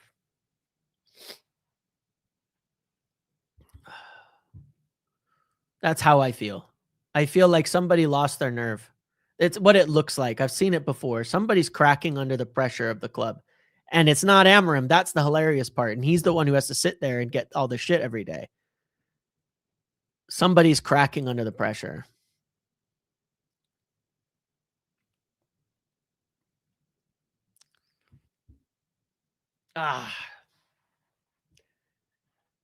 This to me feels a lot worse than any of the losses we've had, especially because on the pitch there's clear progress. You know, I said a while ago, one of the things that happens is when I think I said this like a month ago. I don't know if any of you guys remember this. I said this like a month ago. Sometimes when things get chaotic, when there's a lot of change, sometimes things get really chaotic and really messy. And the most important thing you do at that time is keep going. When you're trying to clean something up, you just keep going. right? So remember in the finances on when Ineos first came in, and they're doing all this stuff on, and we were getting day after day hit pieces, stories. They're awful. They're killing this. They're taking the lunches. They're taking away the Christmas parties. They're doing this. They're doing this. They're doing that. And they just kept going and did it anyway. And they didn't back down from the decisions that they were making in terms of the finances. And they didn't. And you can have whatever argument you want about that. But the fact is, at the end of it, United financially are in a much, much better position sustainably, okay, than before. They didn't listen, didn't worry about it, just kept going, okay? I've seen the same thing over the last month, which is it's getting very messy. Now, it's not about optimism. Like I said, this is my experience from working in businesses and doing things like this and working on restructures and working on tearing things up and rebuilding. It always gets really, really, really messy. Always. There is no clean fix. There is no clean rebuild. There is no such thing. People think it will be easy. They think it'll be nothing. They think it can go smooth if you do it right. Does not go smooth. Does not go well. Does not go cleanly. It doesn't. It's always messy. Some people quit, give up, and think that it's not going the right way. Think that it should be easier. Think that it should be simpler. Think that it should be fine. At that point is when you have to keep going. And they're not going. And this is worrying because it looks like somebody has flipped and has panicked on the situation. That's what it looks like. That's how I see it. I mean, I don't think that's even speculation. Somebody's freaked out and has panicked. Levi, the thing is, you're crediting Vivell for the signings of Cunha and Mbumo that he has nothing to do with. He also had nothing to do with Lamens. Even Šeško, you could very much argue that, again, United have been watching him for 5 years. We know that for a fact. Andy Mitten talked about it a lot, that for years. And if he's responsible for Šeško, okay. If I was the manager right now, I'd be going, Watkins has 7 goals. Mine has 2. You didn't do me anything. You didn't do me any favors right now. Right? Now, again, I don't know that it has anything to do with Vivell. There's quite a few circumstances that are kind of suspicious, but we can only speculate on that front. But what it does seem like is that there's a problem. There's a problem.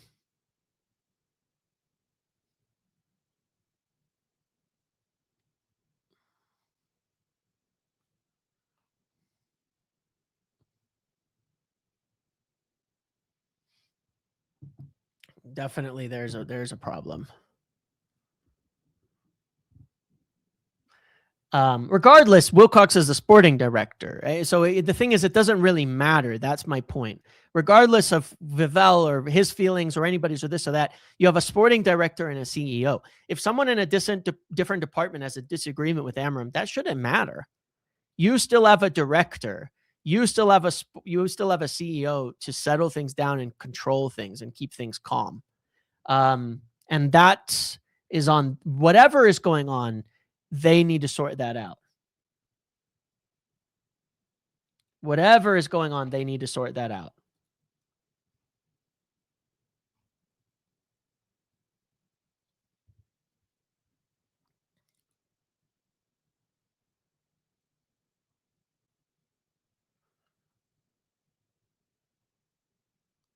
You know, that's their job.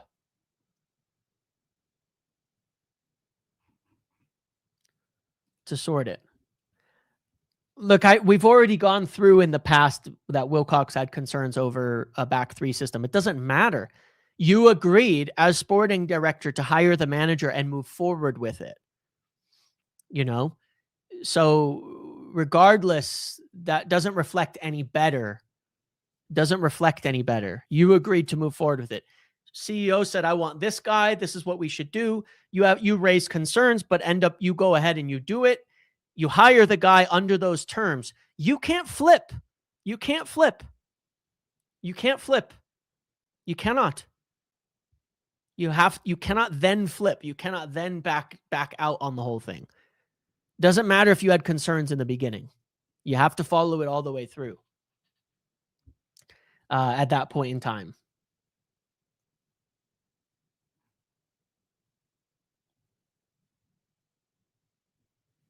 There's very, very clearly a mistake going on at the moment.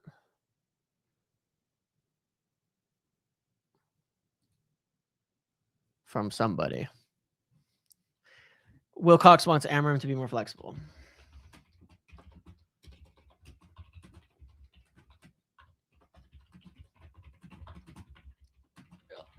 I'll show you something.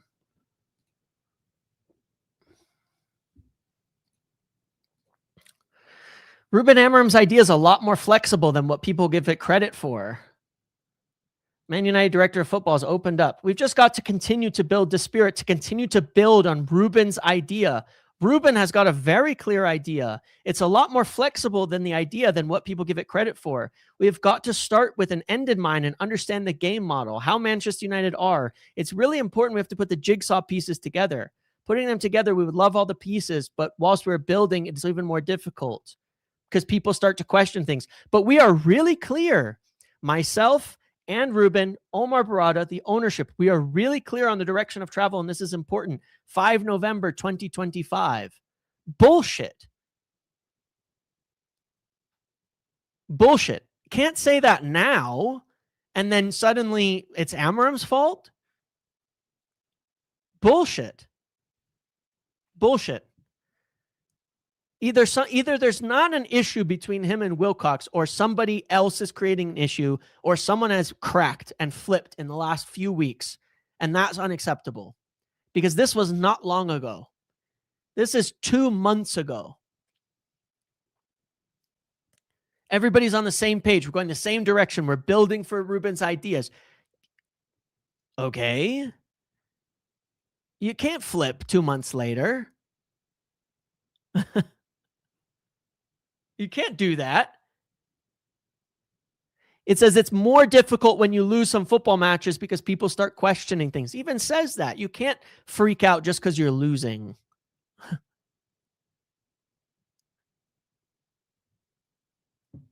Like, give me a break. Who's questioning things because we're losing then? Because specifically, that's what he's talking about.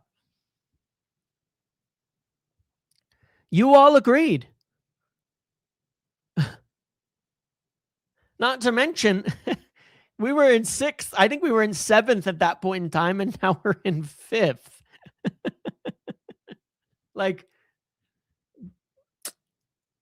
stupid. All right, let's do a few callers to talk about this. Let's do a few callers to talk about the game and all of that.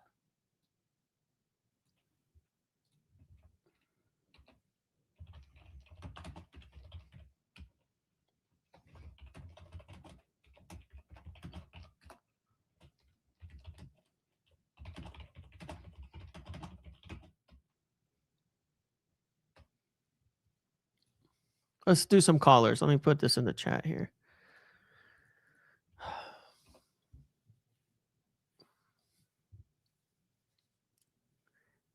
Let's get a few thoughts as well as we'll just talk about the game a little bit. And we're going to try to keep it quick, but we'll do a few things.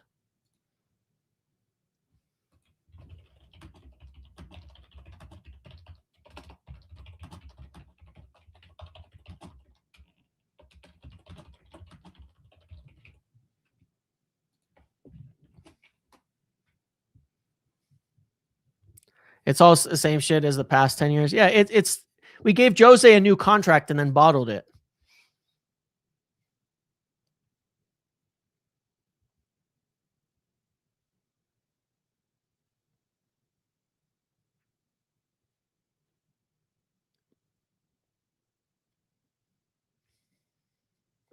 All right, Angie, let's go. What's going on, my friend? Hey man, wishing you a very happy new year. Yes, you too. Good to Thank be here. you.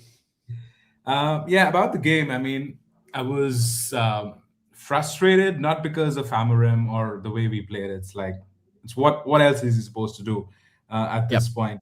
I think there's so much chatter around system, and yet you see, I don't know if anyone else saw, we see the Yep. system actually, or the players trying to incorporate what the system is, like passing Yep. in the wide areas to Shaw or to Dorgu, the tens running into the channels, Sesko trying to hold the ball. Like even in our build-up, the system thing is still there. So if you're going to abandon it now, then well, Ineos this might be, like you said, the biggest mistake they are making right now.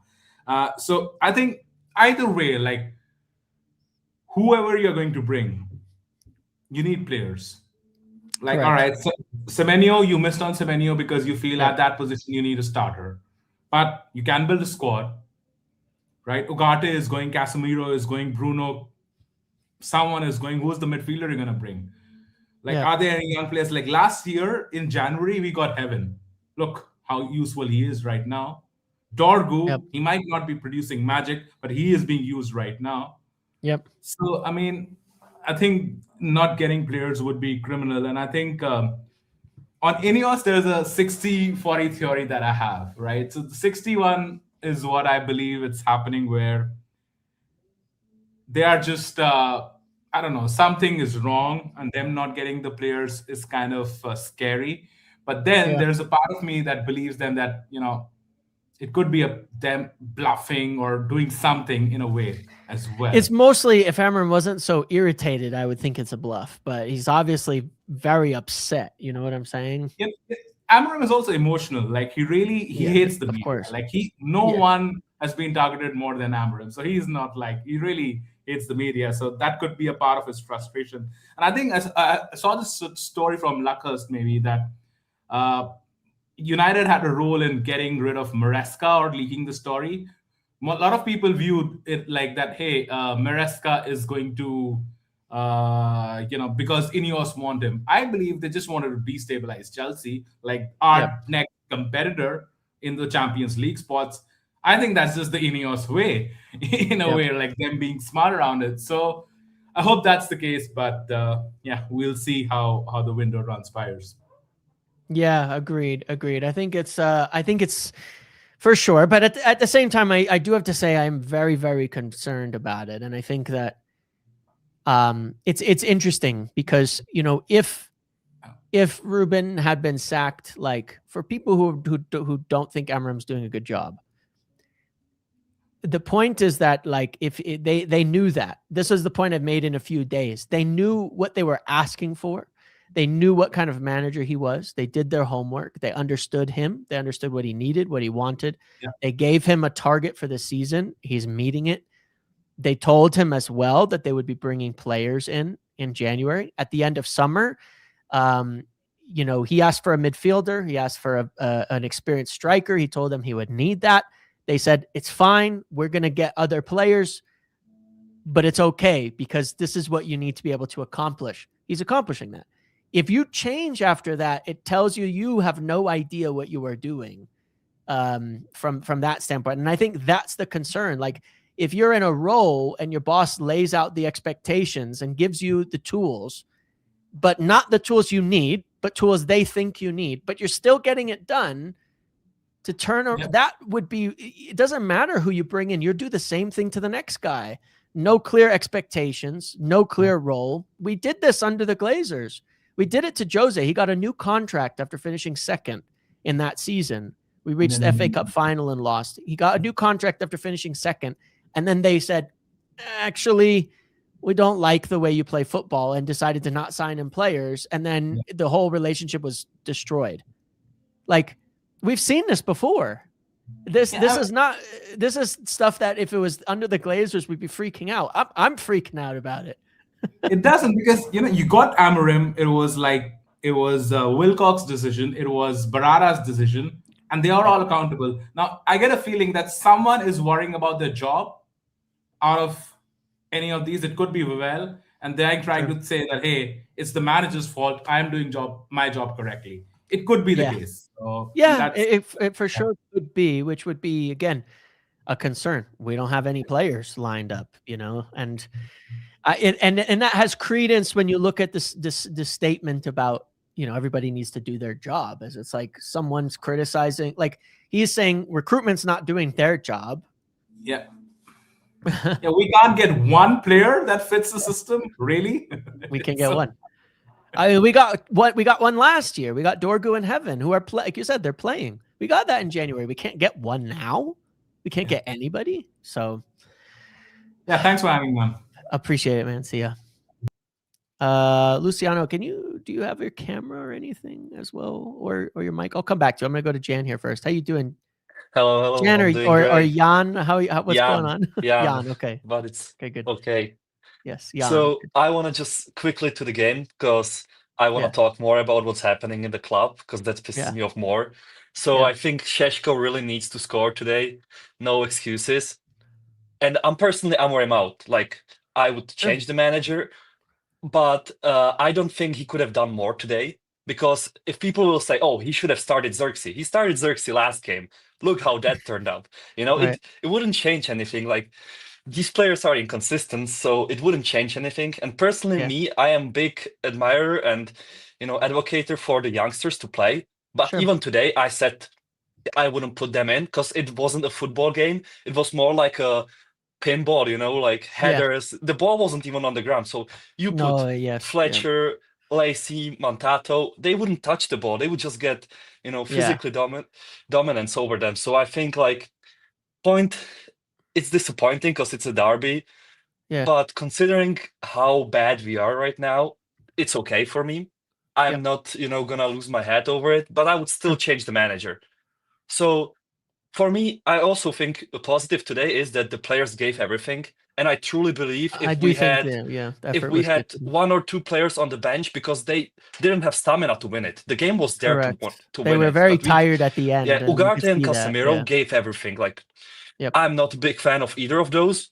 They run their socks off. Every single one of them, gave everything. Only one, mistake by Heaven happens because one goal, he caused one goal today, but he saved three, in my opinion. Sure. So it doesn't really matter. He's a good young player. I'm fine with it. Yeah. It happens. And to the management, I would say if you wanna suck Amorim now, I am fine with it. But don't play these mind games. Just do it. If you wanna put Maresca on, just pull the trigger and go on, and say, okay, this is our new head coach now or manager or whatever, and just do it. Show that just do it. Don't think about it that much. Don't breathe that the relationship is broken and stuff. I'm tired of that. Just make a decision, either publicly back him again or say, okay, he's gone. And I'm fine with either of them. Just don't play these mind games. I think all fans are tired of these, mind games and stuff. And to the thing that we cannot find players for the system, fuck the system. The good thing about being so mid now is we can sign player in almost every position from most of the team. Correct. Yeah. That will improve us. So I don't believe there isn't a single player in the world that could help us, either midfielder, attacker, potentially even a goalkeeper to the future. It's not, necessary now, but we will still probably need to replace Bayindir.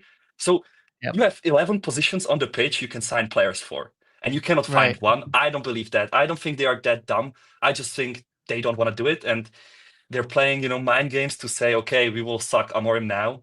Just, get on with it.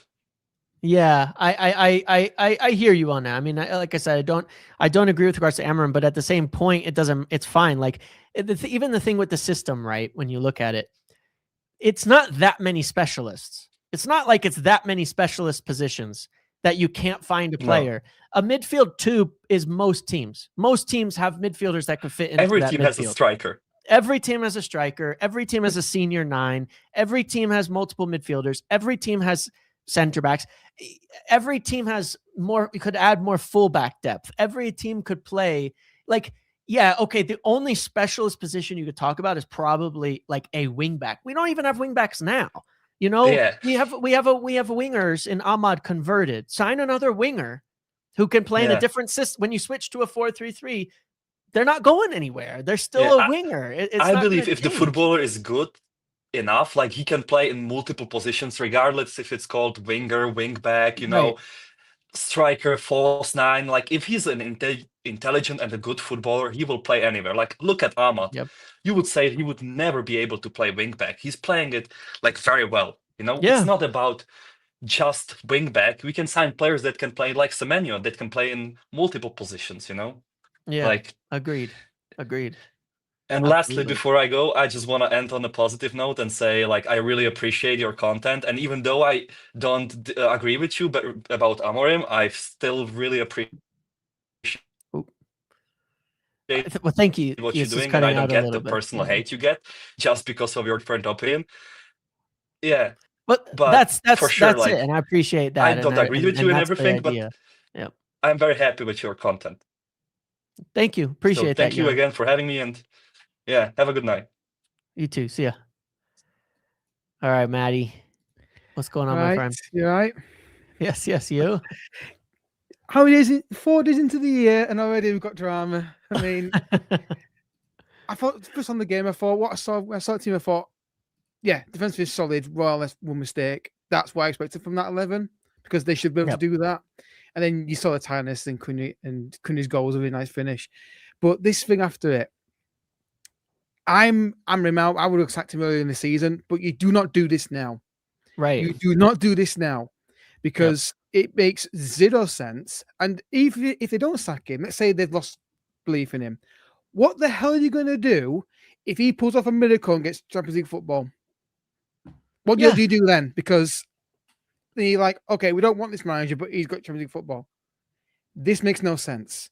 Correct. And if there has been a final or someone's leaked it from a senior, they both should go. Amram should go, then the guy leaked it should go as well. If that's happened. Right.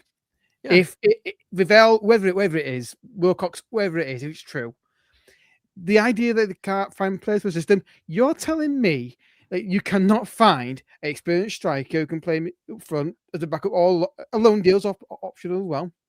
A midfielder more legs than Casemiro and regard to pass the ball better, or a winger as a young player. Then if you can't, isn't that far more like even if you're an Amorim critic and you want him out, right? In this case. Isn't it more incompetent that you can't find a single fucking footballer worth signing than what the manager's doing right now? Because we're in 5th. Even if you don't like him, even if you don't think he's doing a great job, it's way, way worse to say I can't get anybody. I can't sign anyone. I could probably throw a stone at board of players and find it'll do. It's just it just feels like it's just chaos behind the scenes. And I think Amorim is. Well, not a problem. Amorim will not hide this frustration. Correct. I said he's not good at hiding things. That's why I was really worried. And the media like that because it creates a great quote like today. But this is going to be. I think you called it when you earlier on. Great content. You said this could be chaos behind the scenes now if this continues.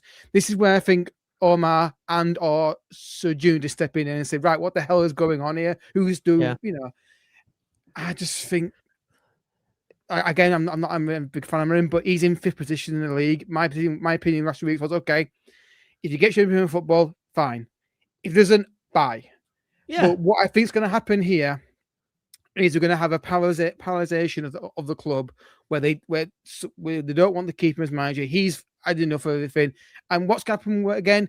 The problem we had before, where it seeps in the dressing room and it pisses everybody off.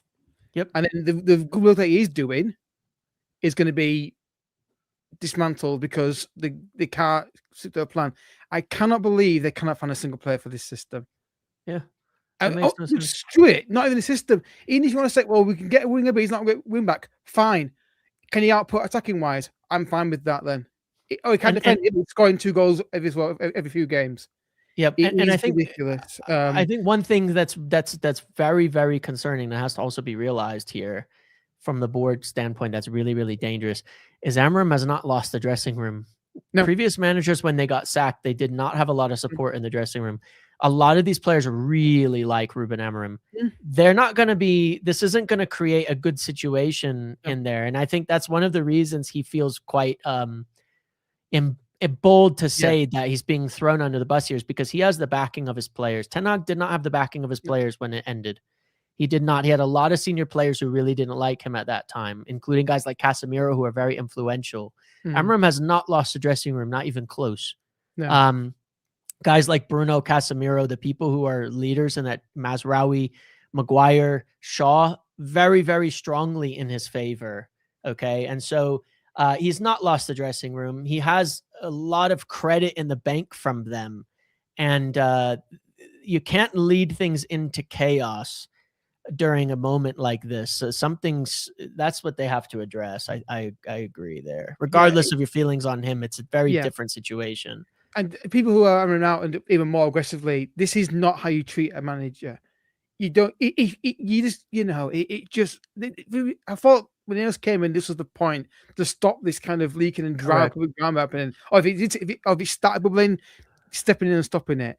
He is going, and I worry, not just because the performances, what on earth is this manager going to say if this continues? Because you know what he's like. He's very emotional. Yeah, I would not be surprised if he came out with something really explosive at some point later on, especially when it's the word that he's gone. He's got a lot like Jose, in that respect. He's he's very liable to come out and say. Wait for the quote, but absolute chaos behind the scenes. I mean, you'd love to be. Imagine if he did Amazon documentary on United right now. With Amram, it'd be absolutely hilarious. After winning, they're high fiving him all. Next week, he's kicking cans down in the wall. It'd be absolutely hilarious. But yeah, thanks, Amram. I will say that podcast with you and Phil, when you were, let's call a minor disagreement, was absolutely brilliant. Yeah, no, it was fun. And like I say, look, we've got 2 people on here already who disagree with me on Amram, but you all here, we're together, and we don't have to be. It was really fun. I'm something like, okay, can you keep going with this? Keep going with this. Can you even more? Keep going with this. But yeah, it's chaos. Decent result today, but once again, with United, it's always overshadowed by something else that's completely unneeded. Yeah, but hopefully they step in and sort it out. They cannot not sign somebody. There's got to be somebody out there. Somebody's out there to sign to help the team, even if on loan. But yeah, for sure. Great content. Thanks for having me on. And hopefully, thanks, Matty. Appreciate it, buddy. Same one. Dewey, how you doing? I'm saying that right. Sorry. Is Dewey okay? It's Dewi. It's a Welsh name. Dewi. Okay. Yeah. All right. Dewi. Thanks for having me on, and thanks for all the great content you've produced throughout the year. Of course. I've been in the top 1% in the YouTube recap thing, so I'm always Thank you for that. I appreciate all the support. Really do. I'm just concerned about what's going on at the club at the moment with the comments made by Amram. Mostly, I think that if they sack Amram, then I think they should sack Jason Wilcox along with him. Yeah. Like, realistically, what has Jason Wilcox done at this sort of level? He's obviously highly regarded in the industry for what he did at Manchester City, and he had a brief stint at the director of football job at Southampton. But what has he produced for us? Right. In the time that he's been here. I don't agree with a lot of things Ruben says and does, as I think a lot of people don't, but I'm not Amram out. Yeah. And I think in terms of the situation getting players in, there's definitely players out there. I just think the club don't want to overpay on specific players. Like, if we offered, like you've spoken enough about Baleba, if we offered enough, I'm pretty sure we could get him out of there. Yeah. What's the difference between now and summer? Now is just an opportunity. There's less competition in this window. Yep. And there's even obviously talk about Diamonde at Leipzig.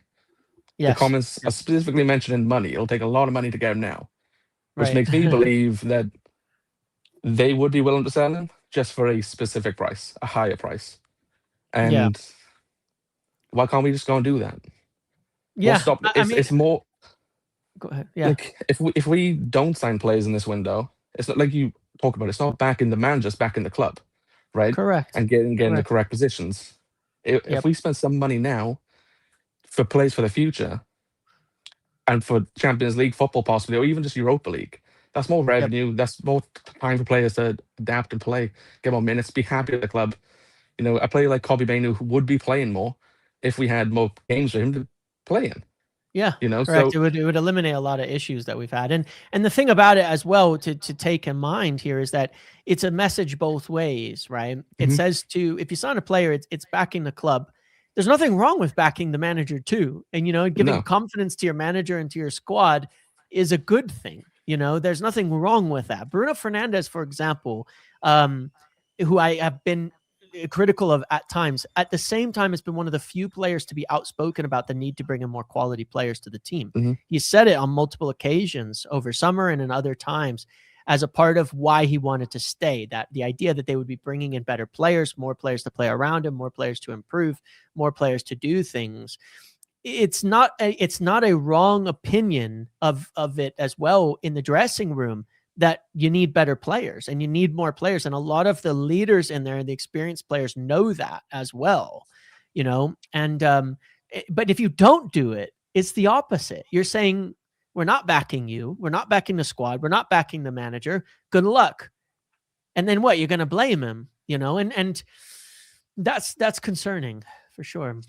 Yeah. And I also wonder what the players think of it. If this shown that the board, the director of football aren't backing the manager, does that create upset in the dressing room? Certain players might think, hey, I'm not getting many minutes into this manager. I don't like playing this system. Can we down tools? I'm not saying we've seen it with this exact squad, but we've seen it happen with past squads where they if see they think the weakness and manager's opportunity. gone, then you know, then it makes a big difference. Like if he's not in a strong position, things happen, man. Things happen. Yeah, I feel like when Sir Jim came out in October and made those quotes, I felt like that was very reassuring as a fan. And I think Amram then felt reassured because I think he had some doubtful comments. Very much yeah, like yeah. So I think we need another intervention from Sir Jim. I think we do need another trip to Iceland. But yeah, I'm just a little bit concerned about it at the moment. I think it's doubtful we get top 4, but I think with the right backing, we could, with the right players brought in. But even if they did decide to let Amram go, like realistically, is there anybody you think could come in and do a better job at this current point? Because I don't see many options. See how we could be higher up the table. Like, how could we be above the teams that are above us? I don't think so. Yeah.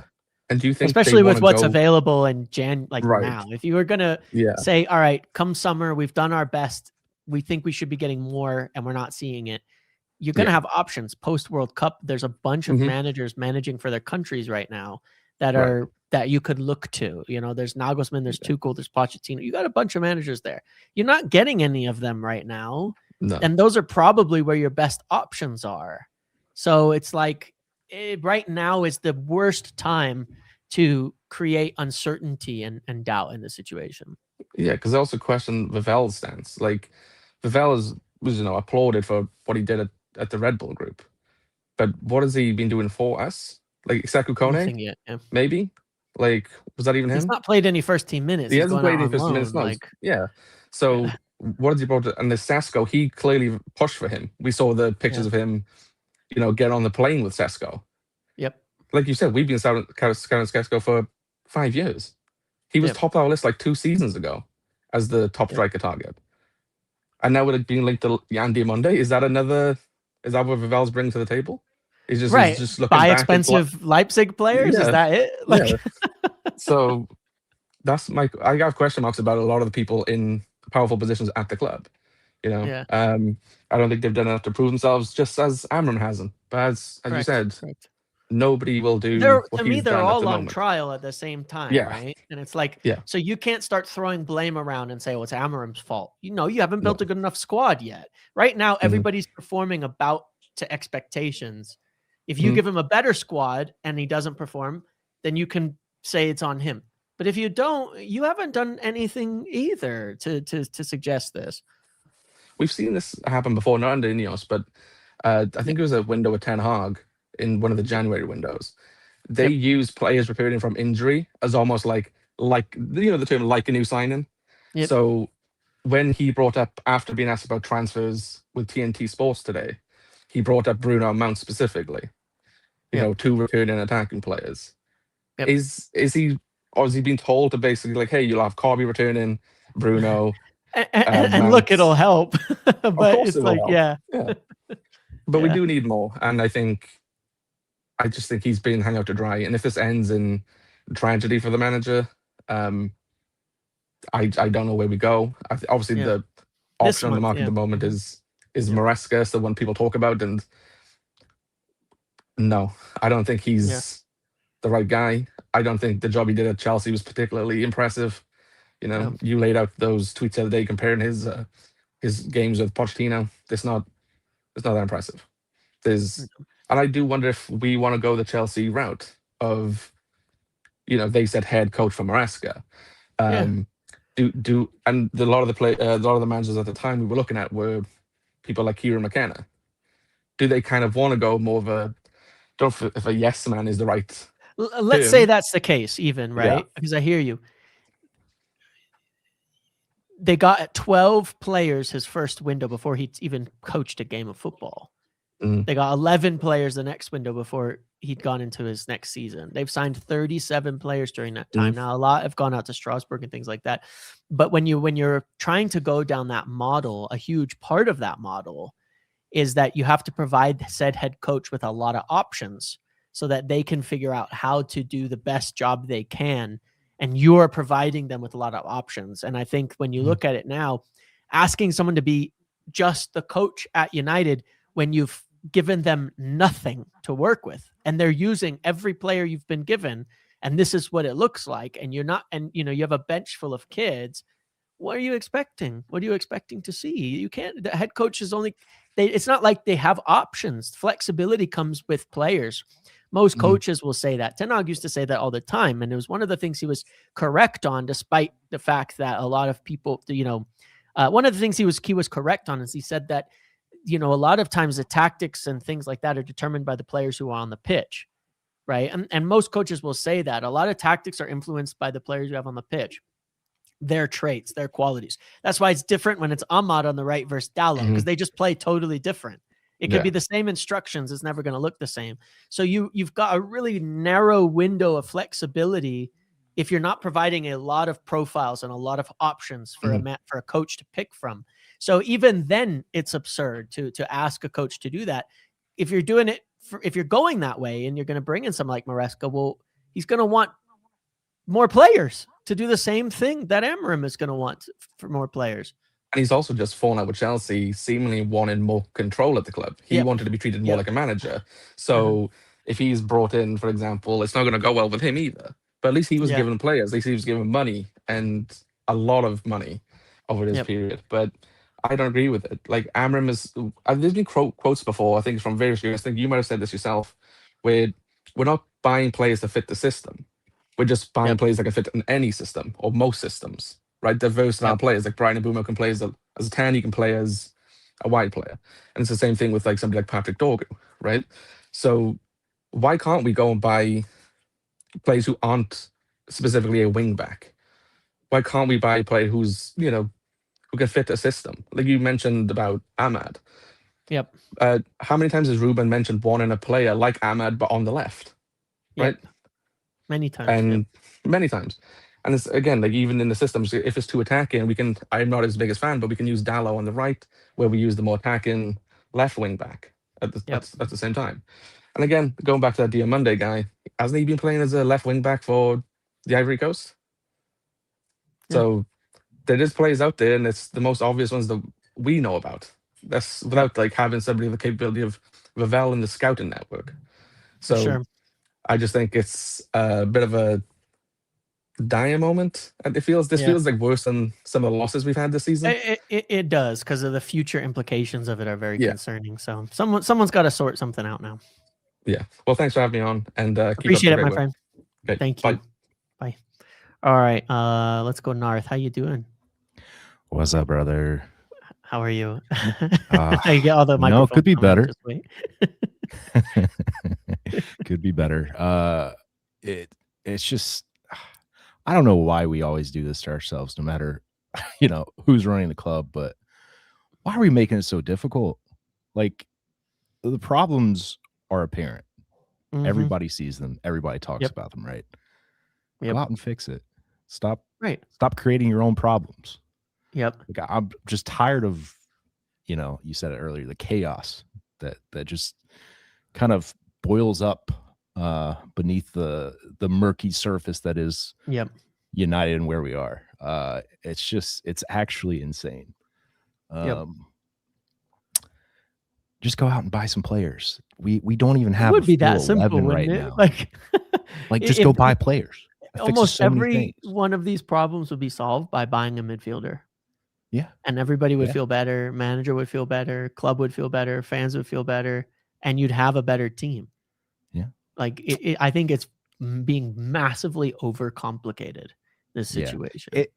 It almost seems like they have a perfect scenario in place for summer or what they want, and they don't want to sacrifice any of it for actually making it better now.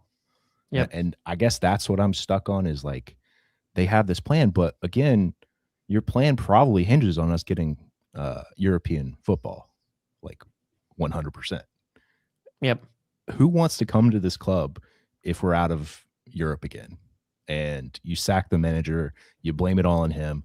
Who wants to coach this team and get blamed for whatever we end up screwing up again? Like, you know, it's we're not negotiating anything from a place of power, right? Yep. Our weaknesses are that big that when we go and try to sign any player, they're like, all right, well, it's going to be more than you want to pay, but if you want to pay it, you know, like we kind of shoot ourselves in the foot and we get ourselves in this situation time after time. And it's like, just for sure. go and get some players. They don't have to be starters now, but we need just bodies right now. Like, correct. You can't rely on half the team because they get injured if you play them too much. Yeah.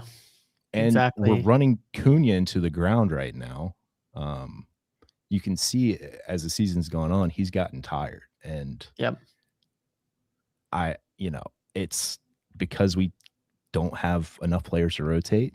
We can't get players in because we don't have the games for them. So it's just problem compounds itself. It is a mess. And I think that the underrated thing under this is that a lot of times players sign because you're signing other players, right? Like, they recognize ambition. Bruno's talked about it. One of the things he's been very right on is wanting to see the club show ambition. One of the things that, has to be that where I think why the owners have to step in on it is they've got to say like, look, we went through all this financial stuff. Sir Jim, a couple months ago when he was saying they're going to build the team for Amorim, he said, we spent the first year fixing the finances because ultimately the biggest factor in success is finances, building a good squad. It's having the money to spend. So we did all of that, right? We did all of that.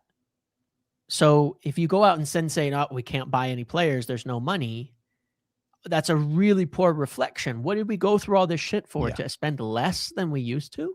That doesn't make any sense. The whole idea was that you do all that so we can invest when it's needed in moments like this where there's opportunity to strike. And there is opportunity. The 5th position will get Champions League. And it's there for the taking, and we can compete with the clubs in that position. Even without signings, we're competing, so it's a really poor reflection on a lot of them. Yeah. Also, one more thing. I can't understand how everyone or the people that are so Amorim out, the man is doing the best job he possibly can with what he's given.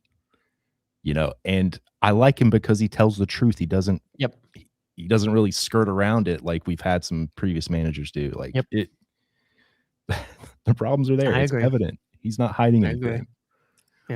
So I'm going to wish him well, whatever happens to him. I hope it works out here. I hope we sign some players and we just kick on and we'll laugh about this later. But hopefully now it's possibly a turning point for the worst. Crazy thing is we've got 2 games in the next 6 days too. Yeah. So it's like we need bodies. This is a rough time for all the noise. We win a few games, maybe the noise all goes away. Who knows? But it feels a little bit more than that at the moment. So all right, my friend. Thank you. Thanks as always. Yep. All right, Spen, you here? We're gonna do a couple more, guys. How are you doing? Yeah, I mean, yeah, another day, another United drama. What can we say? That's how it is, isn't it? I mean, it's incredible that Chelsea managed to make one of the most embarrassing managerial situations of recent history, and then in the space of like 48 hours, you've somehow managed to steal the limelight back from them and take all the heat off them. This club it never fails to surprise me. Honestly, it's new drama every single day.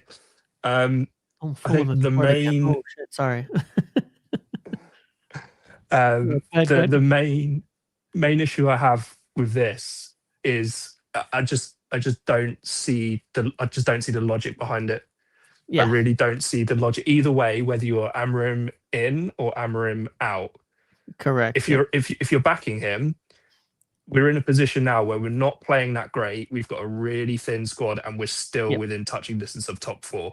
And we're now entering a transfer window where you can back him to try and help him push to get into that top 4. If we're 3 points behind Liverpool and above Chelsea, like, give me a break, man. It makes no sense. And like, even if he's not the perfect manager, he might still be able to get you into Europe if you just give him a few extra players. Just try and sort it out. If they're not believing in him and they are out, then why are you self-sabotaging the club for the future for who you do want to come in? Like, even if you're not believing in Amorim, no one else is going to come in right now that's good enough. And if you give him the players to try and get in the top 4, then you've got top 4 for the next guy coming in. And there's been all this talk about players aren't being signed just for Amorim, it's the club system. So why do signings have to be dependent on what Ruben Amorim wants? Why do we have to sabotage that squad to potentially jeopardize like next season? And even not just about signings, any other potential managers looking at the situation, looking at the mess that we're in. And again, I mentioned the Chelsea situation. We've managed to embarrass ourselves more than Chelsea in the last 24, 48 hours. No elite manager is going to look at that situation and go, yeah, I'll sign up for that. I fancy that. Like, yeah, I fancy being in that press conference, being hung out to dry by my sporting directors after I'm 2 points off top 4. So it just paints a really negative picture for anyone that they do want to bring in. I mean, the managerial market at the moment is a mess. So I don't know who they actually want to bring in, but I just don't see either way, whether they're in or out. I just don't see the logic and what they're trying to achieve. And it's just another day, another United drama. I'm just bored of it at this point. Well, it's frustrating because it's like, this is the drama we needed to end. We needed a clear plan to follow through all the way to the end. That's it. Yeah. You know. Yeah. And it just seems like they've just suddenly, like you said before, someone's folded, someone's panicked, and now they're making decisions that either way are going to jeopardize the club. It's not even about Amorim anymore. It's about the club and the long-term future. Correct. And even just from a financial point of view of getting back into Europe, like, if you don't believe in Amorim, it doesn't matter. Just try and get into the top 4 of Europe this season, and then you've got a better chance for next season and more funds, and you can give the new manager whatever players he wants or whatever players the club wants. I refuse to believe that it was purely just Semenyo, and if we don't get Semenyo, that's it. There's no one else out there. That just doesn't hold true. So yeah, we'll see. But we can't even talk about the games anymore because it's just drama off the pitch that dominates it. And it's insane because we're like rolling along boringly into European places, which is what we always wanted, and now which is inconsistent, and we're 2 points off or whatever, and then all we're talking about is Vivell and Wilcox and systems, and we could pick up 4 to 6 points in the next couple of games and be like comfortably in top 4. And Bruno and Mount will be back. We're probably like comfortably be top 4, and then there'll still be all this drama again. That just makes no sense. But anyway, thanks, man. Thank you, brother. Thank you. All right, Jimmy. How's it going?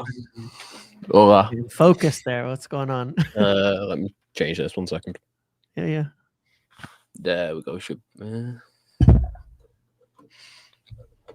it's not gonna focus it. Fuck's sake. It's all good.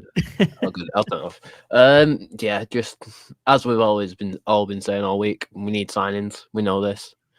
We've now got added drama with our manager basically being like, you either back me or you sack me, which it's completely fair, to be fair. Like, we know if you've got a plan and a long-term vision with a club, go out there and support it. And if it doesn't happen, then you go, well, we tried and it wasn't our fault.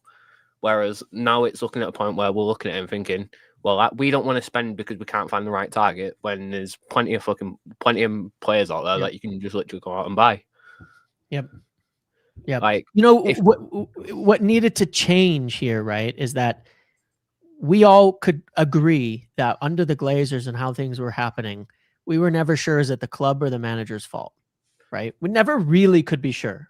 Even if we blamed, you know, even when I blamed Tenag, I talk about the recruitment, and even giving him control of recruitment was beyond stupid. And you've got to have more proper management, build a good team, all of that kind of stuff. We cannot be back in a situation where we're going, I don't know whose fault it is, because they're not backing him. And you could say he could do better, but they're also not giving any players. And we don't know. And that doesn't give you confidence for the club that we can't get anybody now. Exactly that. And it's like, say, if, as you were saying yesterday, if you have this list of long-term targets and you go, well, that's the one we want, you're going to have to pay for them. Just buy them. If you believe, like you say with Belieber, if you solely believe that that is the man that's going to solve your midfield, just go out and pay it. What are we waiting for? Yep. Like, exactly. Like, say you've got Vivell doing the leak into thingy about, oh, these tactics might not be something like that. And it's like, why are we leaking stuff when we it's been since, even under Ollie, we were leaking, all the stuff got leaked out. And it was, oh, we're going to stop the leaks. So what has changed from last year, where it's like, well, this is our manager, we're going to back him, to now being like, well, actually, we don't know. Yeah. Agreed. And like I say, people can be, oh, well, Amarin hasn't done good enough. Yeah, he probably hasn't done good enough. And it's like that. But, and everyone's going, oh, what, we'll get Unai Emery. Unai Emery started his first 2 seasons at Aston Villa quite shit. And that's 21 and they players. spent the most money, by the way, in England. 250 million for 21 players. Ruben Amorim has 5 players bought for him. And them 5 players, we would argue, are our best 5 players that we've got. But then when we argue that, everyone goes, yeah, but Unai Emery's so good at tactics. It's like, well, he's had 21 million in 4 seasons. Yeah, 21 players. Yeah. What years? What do we do? Chelsea, like, oh, let's get Maresca. Maresca's had 1.3. Well, Chelsea have 1.3 billion spent on him. 37 players he got. 37 players. And yet we're complaining that Ruben Amorim's not doing good enough. Yeah, he probably should do better with the squad that we've got. And this, I'd say, the Premier League's a bit shit this season. Yeah. But we've had 5 players and we've only got 2 of them on the pitch. Well, 3 of them on the pitch today. Yep. So, that's it. And they waited way late on Lamans too. We'd have more points if they brought him in early. Hopefully it gets better, but we'll have to wait and see. And who knows? By next week we could not have Ruben Amorim anymore, and we'll probably get someone else in, and then we'll go from there. Yeah. All right, my friend. Thank you. See you, buddy. My pleasure. Okay. All right, Connor, you'll be the last one here if you're ready. Yeah, bro. How's it going? I'm just thinking about Wilcox. Like, I don't understand how he's getting so much stick, because he was behind the pecking order of Ashworth and Barada, right? Mm-hmm. So Ashworth was indecisive on picking the next manager. Correct. So Barada went over his head. Correct. Maybe Wilcox probably had suggestions, but that doesn't mean he was handpicking Amorim. Sure. Agreed. He did. But now Wilcox is in charge. And then probably like, is it unfair for Wilcox to give him suggestions given the results? No, I don't think that's the issue, right? I think that the issue is that it like, you can't have it both ways, okay? If you want to tell the manager, hey, we need you to be more flexible, we need you to try different things, we need to try different tactics. First of all, it's why. What is the presentation of why, right? If the implication is this because you're worried Gary Neville is giving criticism, like let's back up and say, the why is because the results aren't good. But if you laid out to him to be in European positions and he's in them, then the results are fine. You know what I'm saying? But that's the European positions was because we expected Chelsea to be better, Liverpool to be better, Spurs to be better, Newcastle. We didn't expect them to flounder. That's why we're in this position. We're 1 point behind Brentford. You wouldn't expect that in the beginning of the season. Ahead, but yeah, look, I hear you on that, but it's always relative. Like the amount of points that get 4th, 6th, or win the league is different every single year. Well, yeah, but it's always this is a gonna bit be of a relative. false position because we're what 4 points behind or in front of 14th place. Like it's not like Correct, we're 6th correct. and we're But in this a was- permanent position. We're in and around it. No, we're in and around 14th to 3rd. That's how it's been for years. That's the Premier League this point. Yeah, but you're saying that's the two good teams in the expectation. league. I think because other teams are floundering, we're changing the expectations. Like, oh, this is good. We've underperformed. But that's not because of other teams are floundering. Like that's one way to look at it, which is understandable. That one can look at it and say, well, it's because other teams are floundering. The alternative side of that, which is true of the Premier League and has been growing for some years, and I've been saying it for a long time, is that the gap between the teams around 4th, 5th, and 16th is a lot smaller than it's ever been. There are a few very, very good teams, and beyond that, everything is really tight. So if you're saying, hey, you need to be in 6th to 8th, it's with the expectation that that's only a few points above 10th or 11th or 12th. It's gonna be that way. You know, it's always gonna be that way. That's just the Premier League these days. Last year, 6th was, 8th was 6th was 3 points behind 4th, 1 point ahead of 7th. By the end of the season, 5 points ahead of 8th. We're halfway through the year. It's still, well, then what's the difference? Are you supposed to be 10 points clear? Well, last season, those kind of places were with teams you would expect, like Newcastle, Aston Villa. You're expected to be in those packs. But when you're competing now with Brentford, who lost their 2 best players, their captain, their manager, it's a little different. You're right. But we also finished 17th last year, 15th last year. Yeah, but that's because of the manager.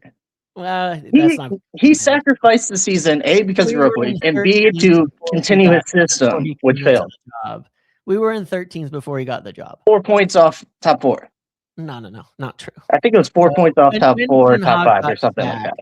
When Ten Hag got sacked, it was 11 games in. We were 4 on points off 8 Chelsea. points, and we were 6 points off Chelsea.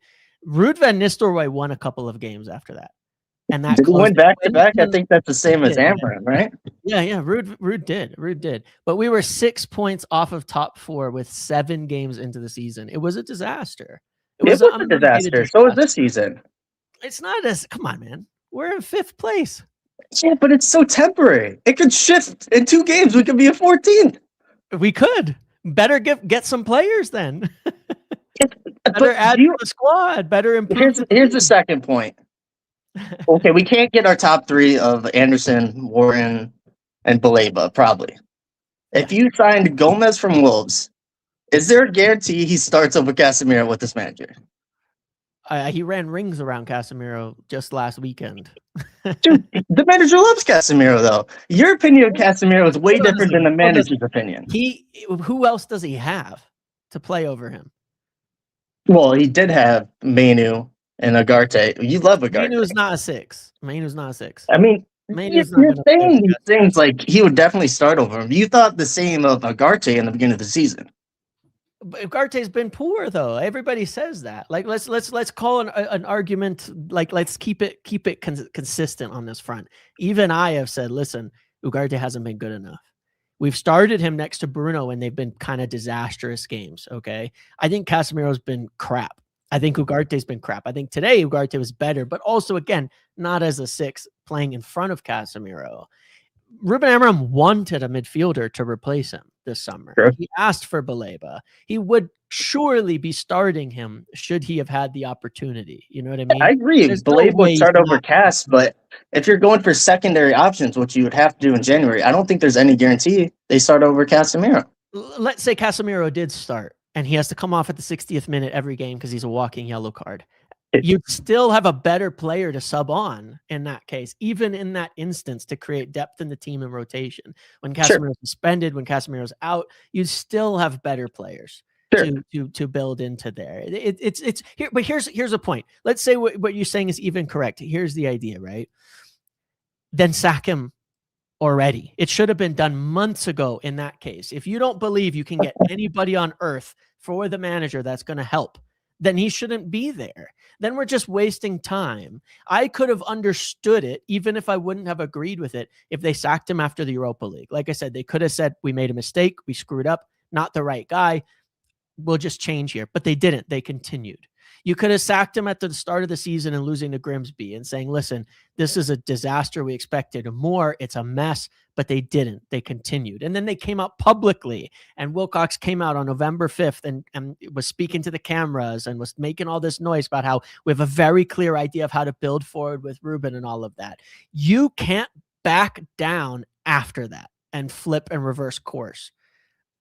2 months later, when we're in the same position, we were lower in the table at that point in time still. We were lower in the table. We were in 8th. We were still only 1 point away from like 12th or 14th at that time, right? So my point is there's no, the problem with it is there's absolutely no consistency in the decision-making process following through from where it was to the mess that is looking right now.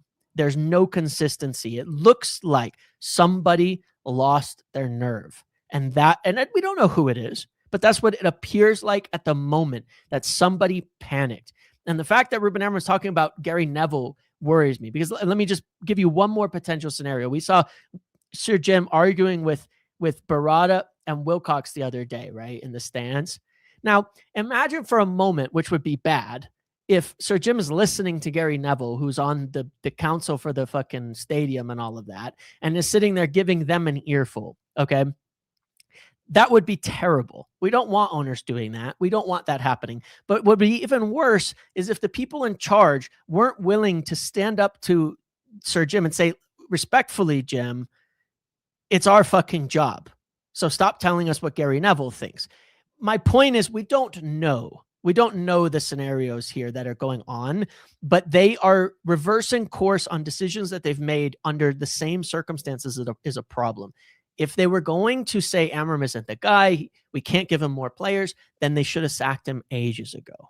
What I would say, are they giving him second chances by telling him, hey, instead of sacking you, you can just adapt a little bit and we can work with you? I don't think that's unfair to say. Give him a chance to change his ways or be sacked. But then give him players. You still got to give him players.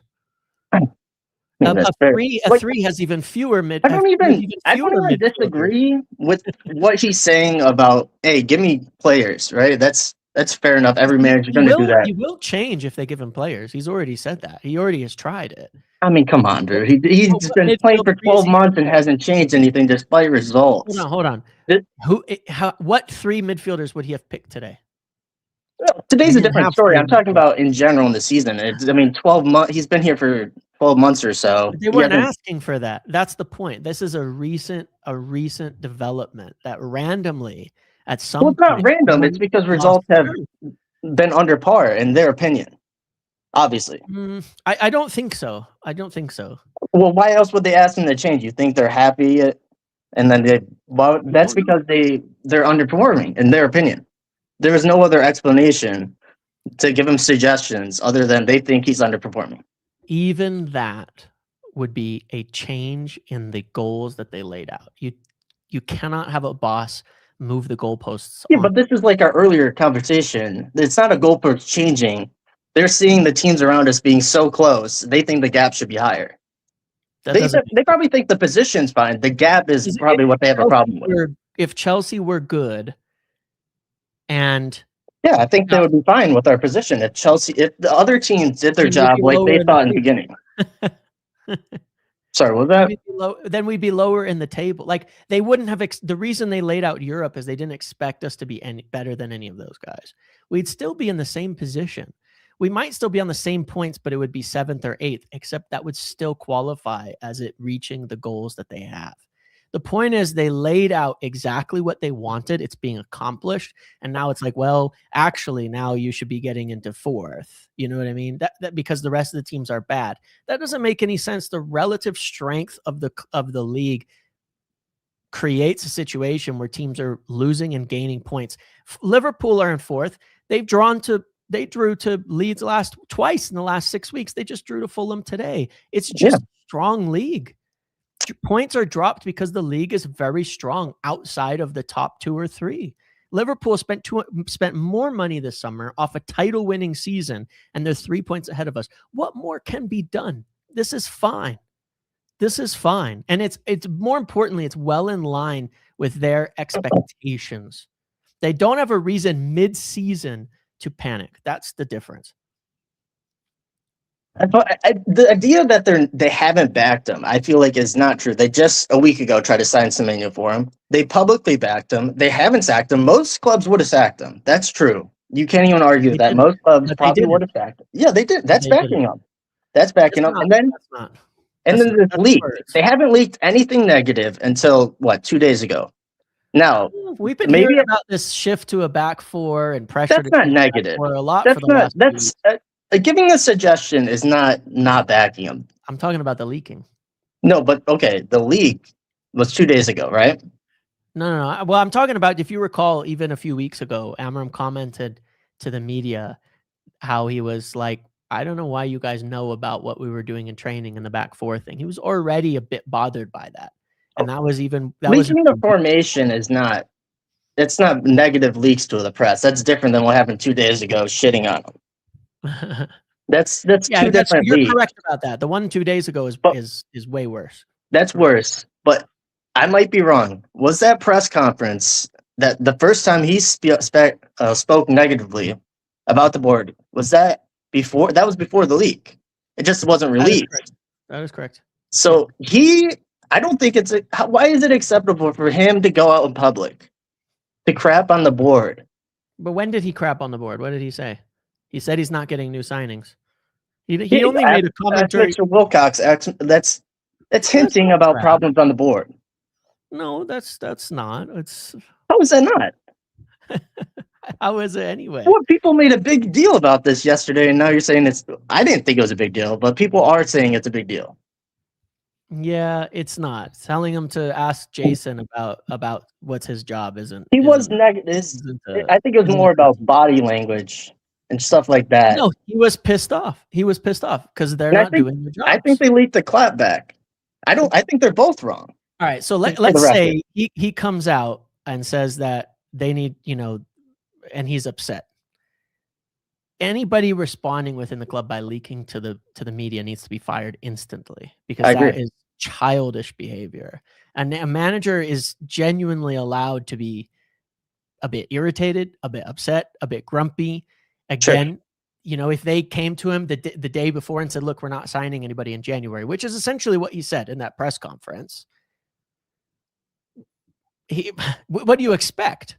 Because they've already pulled the rug at that point in time. From there on, is that really pulling the rug? I mean, yes, it is. No, it's 100% pulling the rug. I mean, 100%. This is first week of January. At the end of this, if they don't try to sign, I guess you might be right, just because there's mid-tier players that we're not even known about. If we're going, when he says we're having no conversations. Well, what are they doing then? I don't know. I mean, maybe generously you could say saving their budget, but that's kind of bullcrap. But it is, right? Because we heard all this stuff about how we fix the finances so we can spend money, right? Yeah. So it's a rug pull. We've seen it before. Before. I don't think you can say it's a rug pull when he's playing one game a week, and he, for the most part, without injuries, it's 2 players per position. Well, okay, fair enough. But we have this to say, look at the bench. What midfielder are we supposed to bring? It's like we have 4 midfielders for 2 positions with no injury. So, but did this? And not one of them start wants to leave. Wolves? Hold on. Did this not start after Wolves? All of this noise, was it not actually pretty positive before that? No, what's positive? You got to be kidding me. You look at the comments, bro. It's not positive. It hasn't been positive all season. I'm not talking about fans. There's a lot of people that have not wanted him to make sure, but at a certain point, you have to be like, come on, bro. You need better results than drawing at Wolves. 5th place is fine for me, and it should be fine for them. They laid that out, but like we said earlier, the 5th place is kind of it's Fugazi. I don't think that doesn't make any sense. Come on. Yeah, but if you're 4 points below 14th, it's kind of meaning that it's temporary. Target should have been third. That's the position on the table. Then the chart the layout should have been third. If you don't want the targets laid out to be the targets, then lay out different targets. I think the target is the same. It's just unexpected results for other teams improve. It makes your expectations go higher. I don't think that's unfair or unreasonable to suggest that we should be hired based on other teams' performances. It doesn't make any sense. What do they have? What are they doing that makes it better? What are they doing that makes our team better? What is happening elsewhere that makes our team better? Like it's just, this is why you have a league table, because it's irrelevant to all of this. At the end of the day, the table doesn't lie. I mean, didn't we drop? I might be wrong. 5 out of this bottom 6 we dropped points against. Yeah, we also picked up a hell of a lot of points against the top 6. Like, that's why you use the table. We won the first time at Anfield in 10 But it's like years. you look at the performances. I mean, you agreed? I saw you on a video. You agreed that the biggest weak points Amron has is in-game substitution, right? Sure. So if Wilcox is suggesting, hey man, maybe you should start throwing on players, which I think he did after Bournemouth, because that Bournemouth game, or not after, before Bournemouth, he was hell's bent on attacking substitution Bournemouth, and I think we played well that game. Who are the subs that he can use? I mean, Lacey. They're not negative subs if you put on these.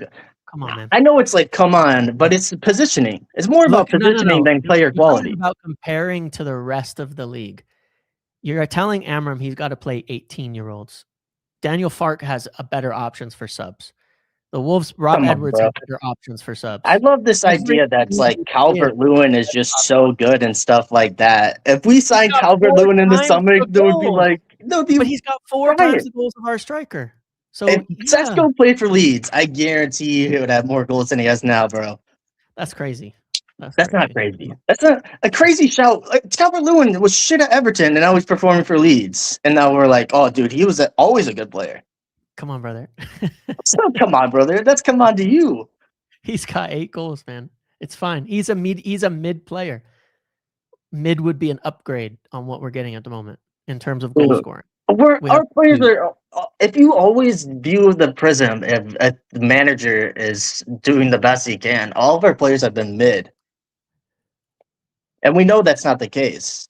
We know all of our players are not mid. We're not doing mid. We're have the third most goals scored in the league, and we're in the top 5. So it's not mid. That is. Nah, bro. I'm not having that. I'm not having it, but. We'll agree to disagree. We'll just agree to disagree, and that's all good. I appreciate it. Thank you. All good. Bye. See you, bud. All right. We're going to end it there. That's it. We're going to end it there. All right, my friends. So, Meeks, I got to run, so we'll have to get together on the podcast later this week or on another call-in or something. But it's been a long one. I got to figure out some things. And see if I can find out. Okay? Scary day. 3 hours we've gone. All right. I'll see you all later. Enjoy the rest of your Sunday. Yeah, just enjoy the rest of your day. We'll see what happens. We have a lot of games upcoming. See you later, guys. Enjoy. Thank you for being here. Oh, there's a couple things. Gut feeling. How do you see the next 2 weeks going? I think we'll win against Burnley. We'll win against Brighton. We've got players back, and it's going to make Amram look very bullish on this whole situation. Remember, James, when Amram said the quotes that even the Pope can't change him or his system? That was around the time of those. Yep, correct. Feel like someone's losing their job regardless. It feels that way, and someone should when things get messy like this. Okay? See you later, everybody. Goodbye. Have a good day.